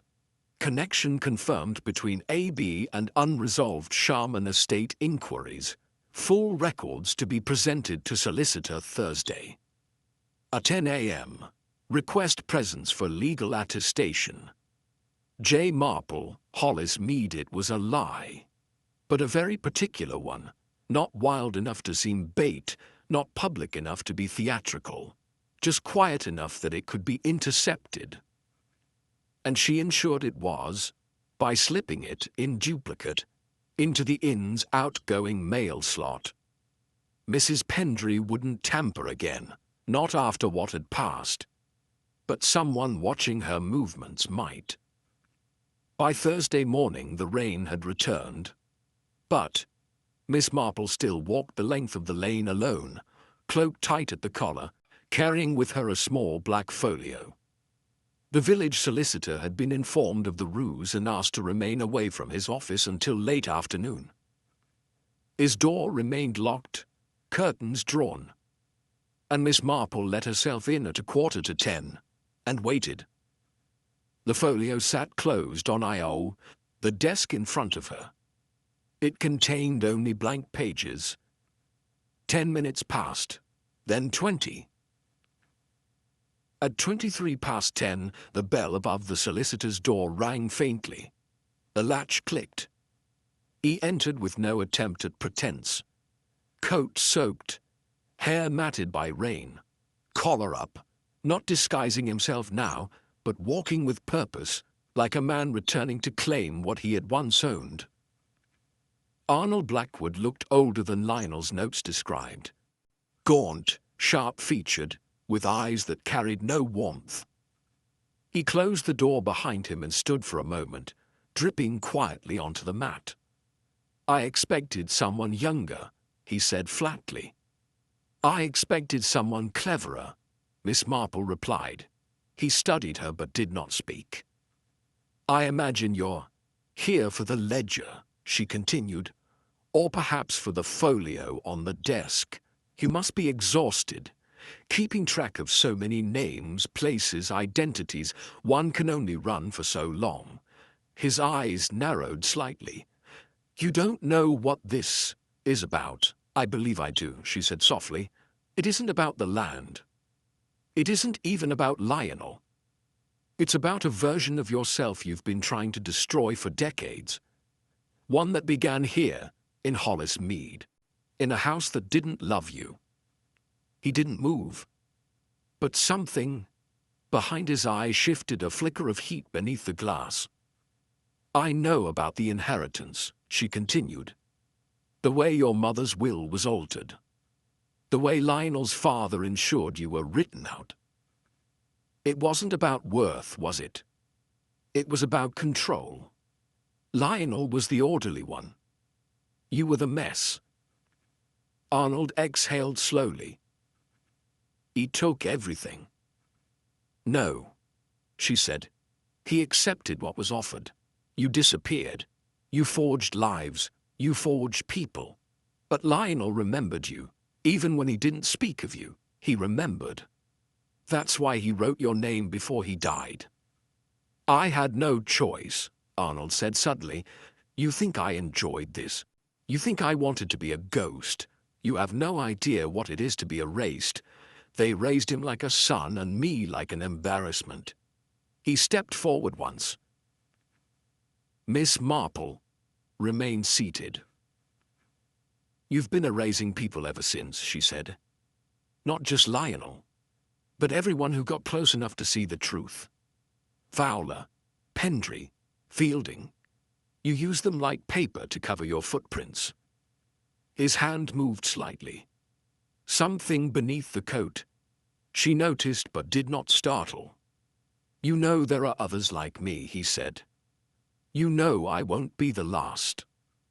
But you'll be the one remembered, she said, because you left a witness. Lionel. You thought he would die in silence. But he spoke, in his notes, in his habits, in his insistence on pattern. And you... Her voice softened. You followed the same pattern you always do. You came back to watch it end. He stared at her. Then, slowly, his hand moved again. This time to the satchel beneath his coat. Not a weapon, but a match to. The folio, identical. He placed it on the desk with deliberate calm and opened it.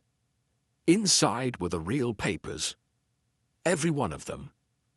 Then take it, he said. No need, said Drawley from the doorway. He had entered silently. 2 more constables stood behind him. Arnold did not move. He simply sat down in the nearest chair and folded his hands as though the entire act had run its course. You'll never understand it, he said quietly. What it's like to be invisible in a place that pretends to see everything. Miss Marple looked at him a long moment. I think I do, she said, but she didn't offer comfort. Some wounds fester, not from the world's cruelty, but from a refusal to heal. And Arnold Blackwood had not sought justice. He had only sought to reverse time. As they led him out into the rain, the village bell rang faintly behind them, and this time Hollis Mead heard it. The village breathed. That was the only word for it. As Arnold Blackwood was taken away through the misted lanes of Hollis Mead, escorted by quiet constables, doors creaked open. Curtains lifted. People who had spent days whispering now stepped outside to share loaves. Sweep steps, speak names again. Miss Marple watched it all unfold from Alice's garden, a shawl tight across her shoulders, the late afternoon sun finally breaking through cloud. To most it was over. To Alice, certainly. She prepared supper that evening with an ease Miss Marple hadn't seen in weeks. Even Constable Drawley, stopping by just before dusk, wore the face of a man trying to believe in closure. The papers are filing it under historical fraud turned personal vendetta, he said, sipping tea. It's cleaner that way. Motive, method, means, all wrapped. Yes, Miss Marple replied mildly. Quite clean. Drawley blinked. You don't sound convinced. She smiled, not unkindly. When something is too tidy, Constable, it is often because someone has swept something under the rug. Frowned. You think Arnold didn't act alone? I think Arnold was the blade, she said, but not necessarily the hand that aimed it. Later that evening, after Drawley had left and Alice had gone to bed, Miss Marple sat again in the study and reviewed Lionel's notebook. this time with no expectation of finding answers, only patterns. She flipped back to the final list of names, to the lines he had drawn between initials and land parcels, false witnesses and fraudulent leases. Her eyes paused on one that had been crossed out, only partially. AP, initials she'd assumed had belonged to Alice Pendry, the innkeeper. But the ledger didn't list Pendry's name anywhere. And Lionel had always been precise. If he wrote AP, he had meant someone else. She flipped to the E, back of the book where he'd left small fragmentary observations, and there between scattered phrases, one caught her breath. Archive sign-in log, April 17th, AP present at 10:12 a.m. Claimed to be correcting a misfiling, no authorization. April 17th. The same day Lucy Harrow's name had been incorrectly entered into the archive's record, the same day Lionel's sealed documents had first gone missing. But Alice Pendry had been under suspicion. She'd confessed to her involvement. And yet, she had no access to the archive. Miss Marple stood abruptly, took her coat, and left the house without a word. The sky had darkened again, stars just beginning to pierce the pale velvet of dusk. She walked not to the inn nor to the station, but back to the vicarage, her own cousin's home. The front light was still on, a soft glow in the hall. Alice opened the door before Miss Marple even knocked. "You've been thinking," Alice said quietly. "As have you," Miss Marple replied. "Shall we sit?"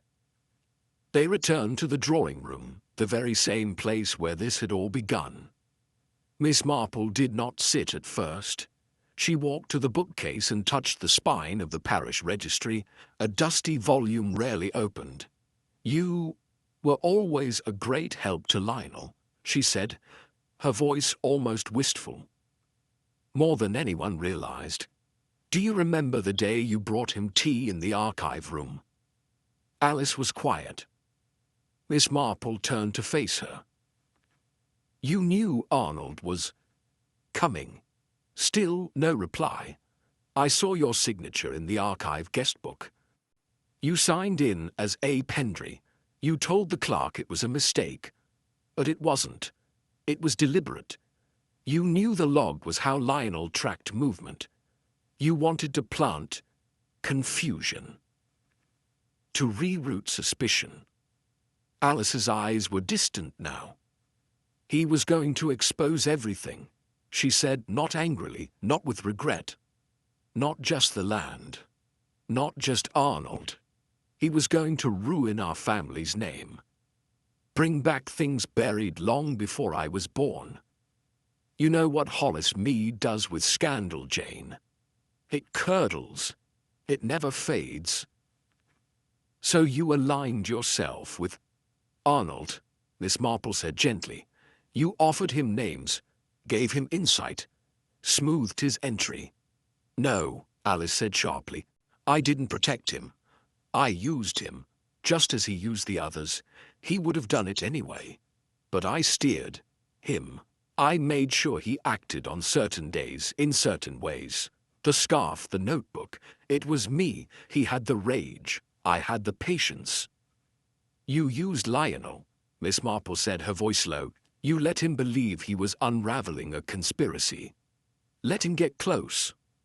All the while knowing you'd given Arnold the time to strike." Alice nodded once, as if the admission no longer had the power to wound. "I didn't expect Fielding to die," she added. "That was Arnold. Unplanned. Brutal. But it gave me an end." Miss Marple said nothing for a long while.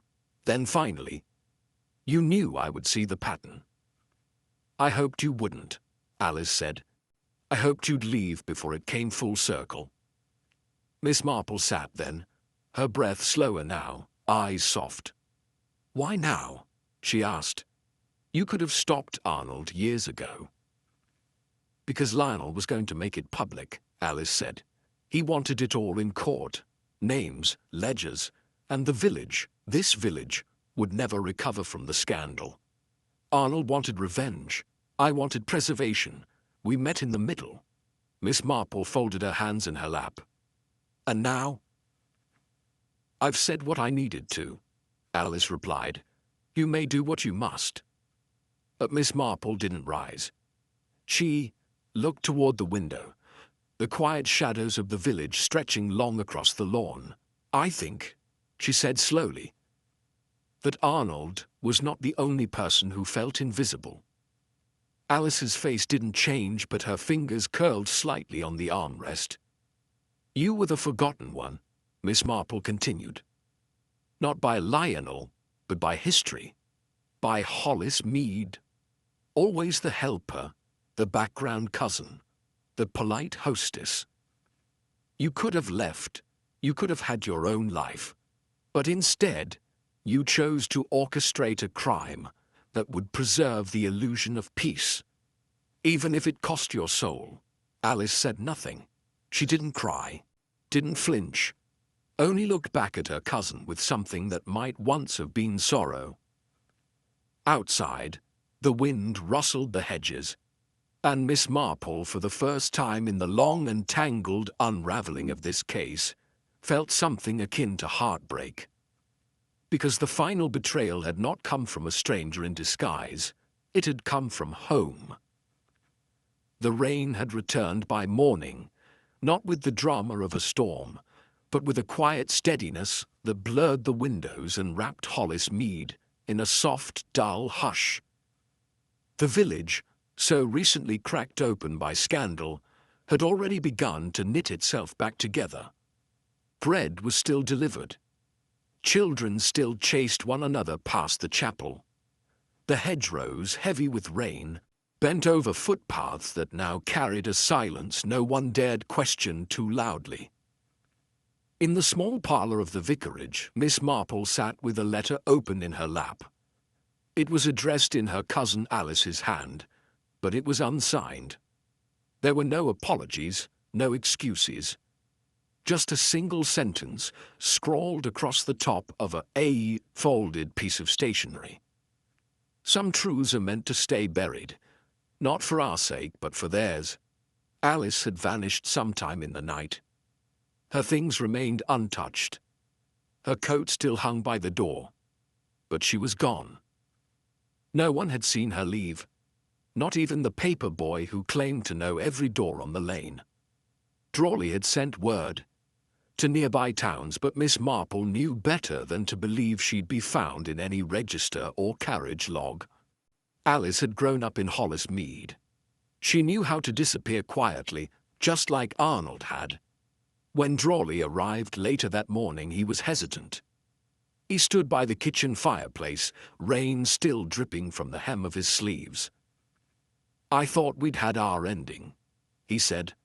So did I, Miss Marple replied, folding the letter and placing it on the side table, but real endings are rarely neat. He hesitated before asking, Do you want me to issue a warrant? She's gone, Miss Marple said, and she's not coming back. Drawley looked down. It's not justice. No, she agreed, it's not. But it is the truth. He shifted, clearly unsettled. If I may ask, how did you know? She didn't hesitate. It was small things. They always are.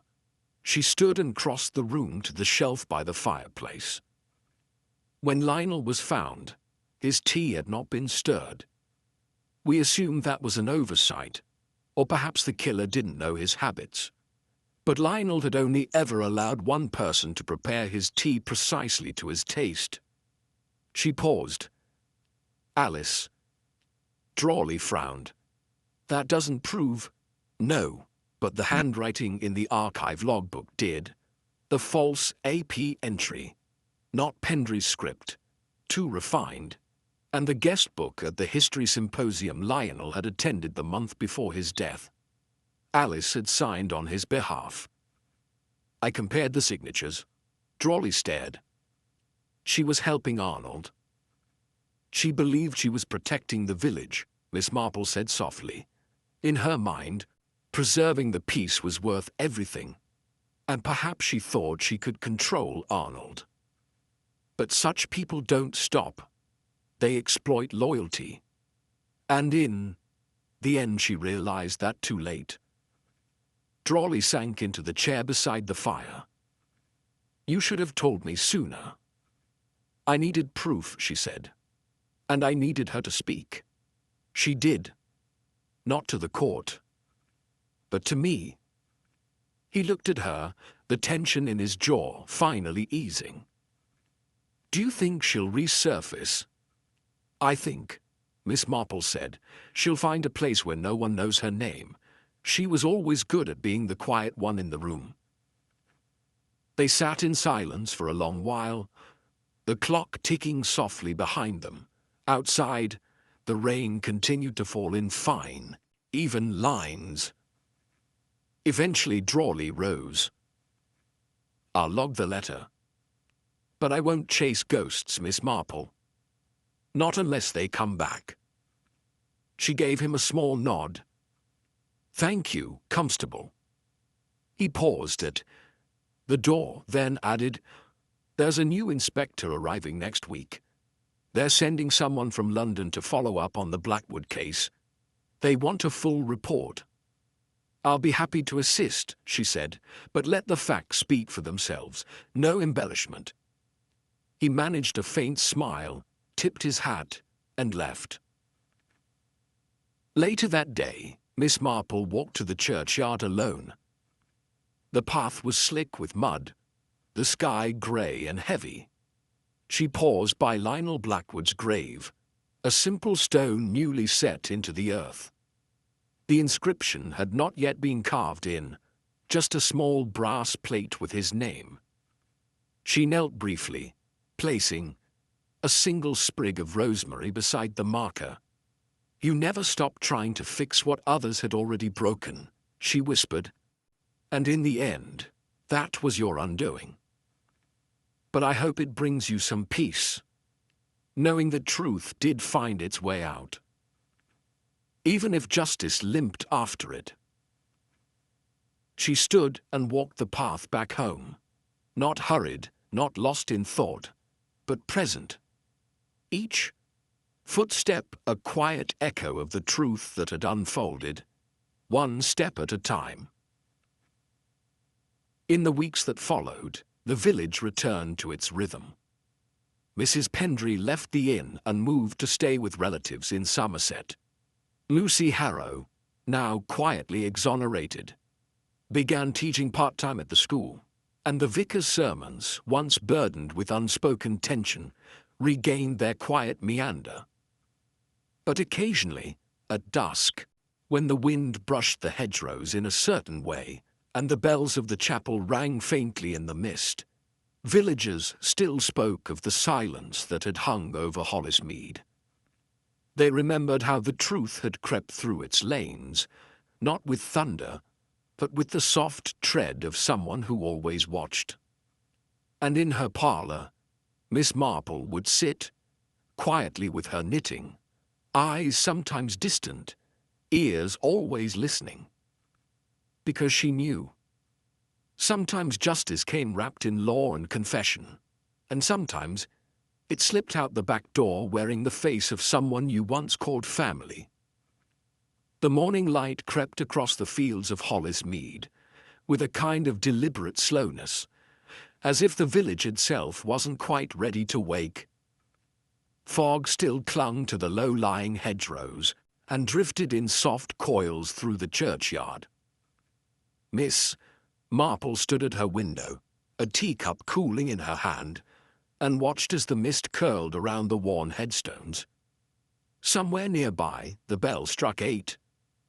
The same bell that had been silent on the night Lionel Blackwood died. As if it, too, had chosen to sleep through a moment it could not bear witness to, things had returned more or less to how they'd always been. The rhythm of village life never stopped for long, but it never forgot either.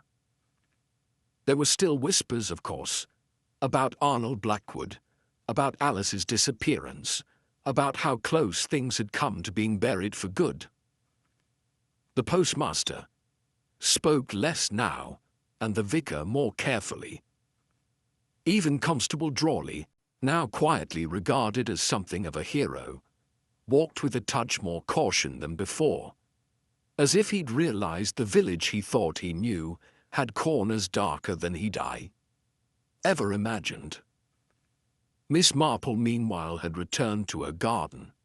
She took her walks, she mended hems, she kept her ear tuned to the subtleties in tone that betrayed more than words ever could.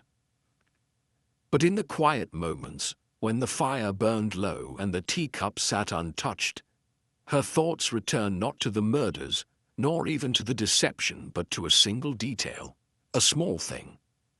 A line in Lionel's journal that had never been explained, never followed up, never quite matched the rest. It had been written in the margin of one of the earlier pages, almost absent-mindedly, as though Lionel had meant to return to it later. C. W. H. Ree's second ledger, delivered but never opened. There had been no second ledger recovered from Lionel's home. Only one had ever been accounted for. She had checked with the solicitor herself. The second ledger, if it existed, had vanished. That might have meant nothing. Perhaps Lionel had been mistaken. Or perhaps Arnold had found it first and destroyed it. But Lionel's habits were meticulous. He did not confuse deliveries. And the initials W.H. stood out now. She had assumed it meant William Harrow, Lucy's late father. But William had died years ago, and Lionel had written this note barely a month before his death. So who was W.H.? Later that week, Miss Marple made the short walk to the archive, claiming a desire to cross-check the parish's charitable bequests.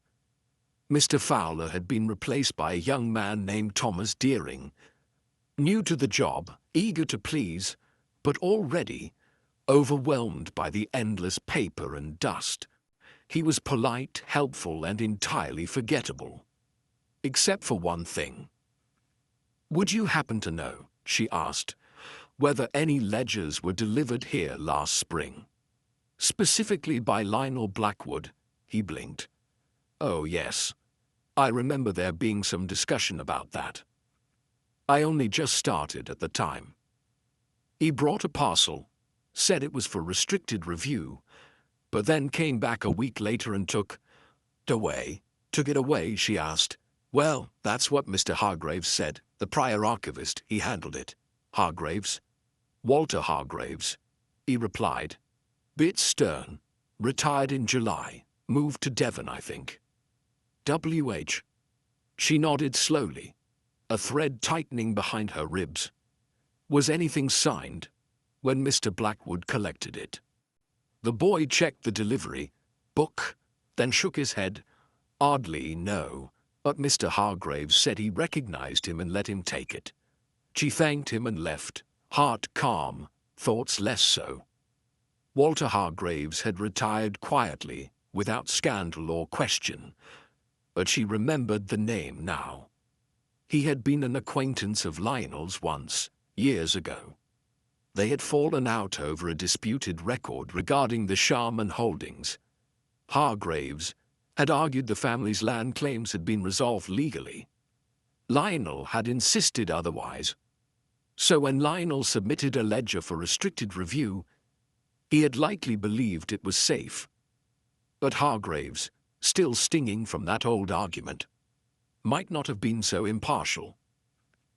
If Arnold Blackwood had come to him, not Lionel, armed with a convincing forgery, a lie, a name, he might have handed it over without question. If so, then Arnold had not been acting alone out of desperation. He'd had help from someone respectable, someone invisible. Miss Marple returned to the vicarage that evening with her shawl pulled tight. She sat at her desk and retrieved a letter she'd begun the week before, then set it aside. Instead, she opened a fresh page to Inspector Bramley, London Division. Re. Remaining questions concerning the Blackwood case and the disappearance of a second ledger, previously logged for restricted review. I have reason to believe an additional accomplice may have operated under the guise of official capacity, enabling the falsification and retrieval of key documents prior to Mr. Blackwood's death. She wrote until the fire grew low, until the words stopped sounding like theory and began to sound like truth, and even then, she wasn't sure the end had come, because mystery never truly ends. It steps back into shadow. It waits. Somewhere in Devon, perhaps in a small cottage by the sea, Walter Hargraves was walking each morning to the local grocer, smiling politely, giving exact change. He had retired after all. He had earned his peace. But Miss Marple knew better than to believe. Peace was earned with silence, and she would follow that thread, quietly, steadily, without spectacle, until it led her where it must. The bell in Hollis Mead rang out once more that night, steady, certain. And in a small room by a glowing hearth, the detective kept listening. Because one unanswered question always leads to another. And she, above all, knew the shape of silence when it tried to speak.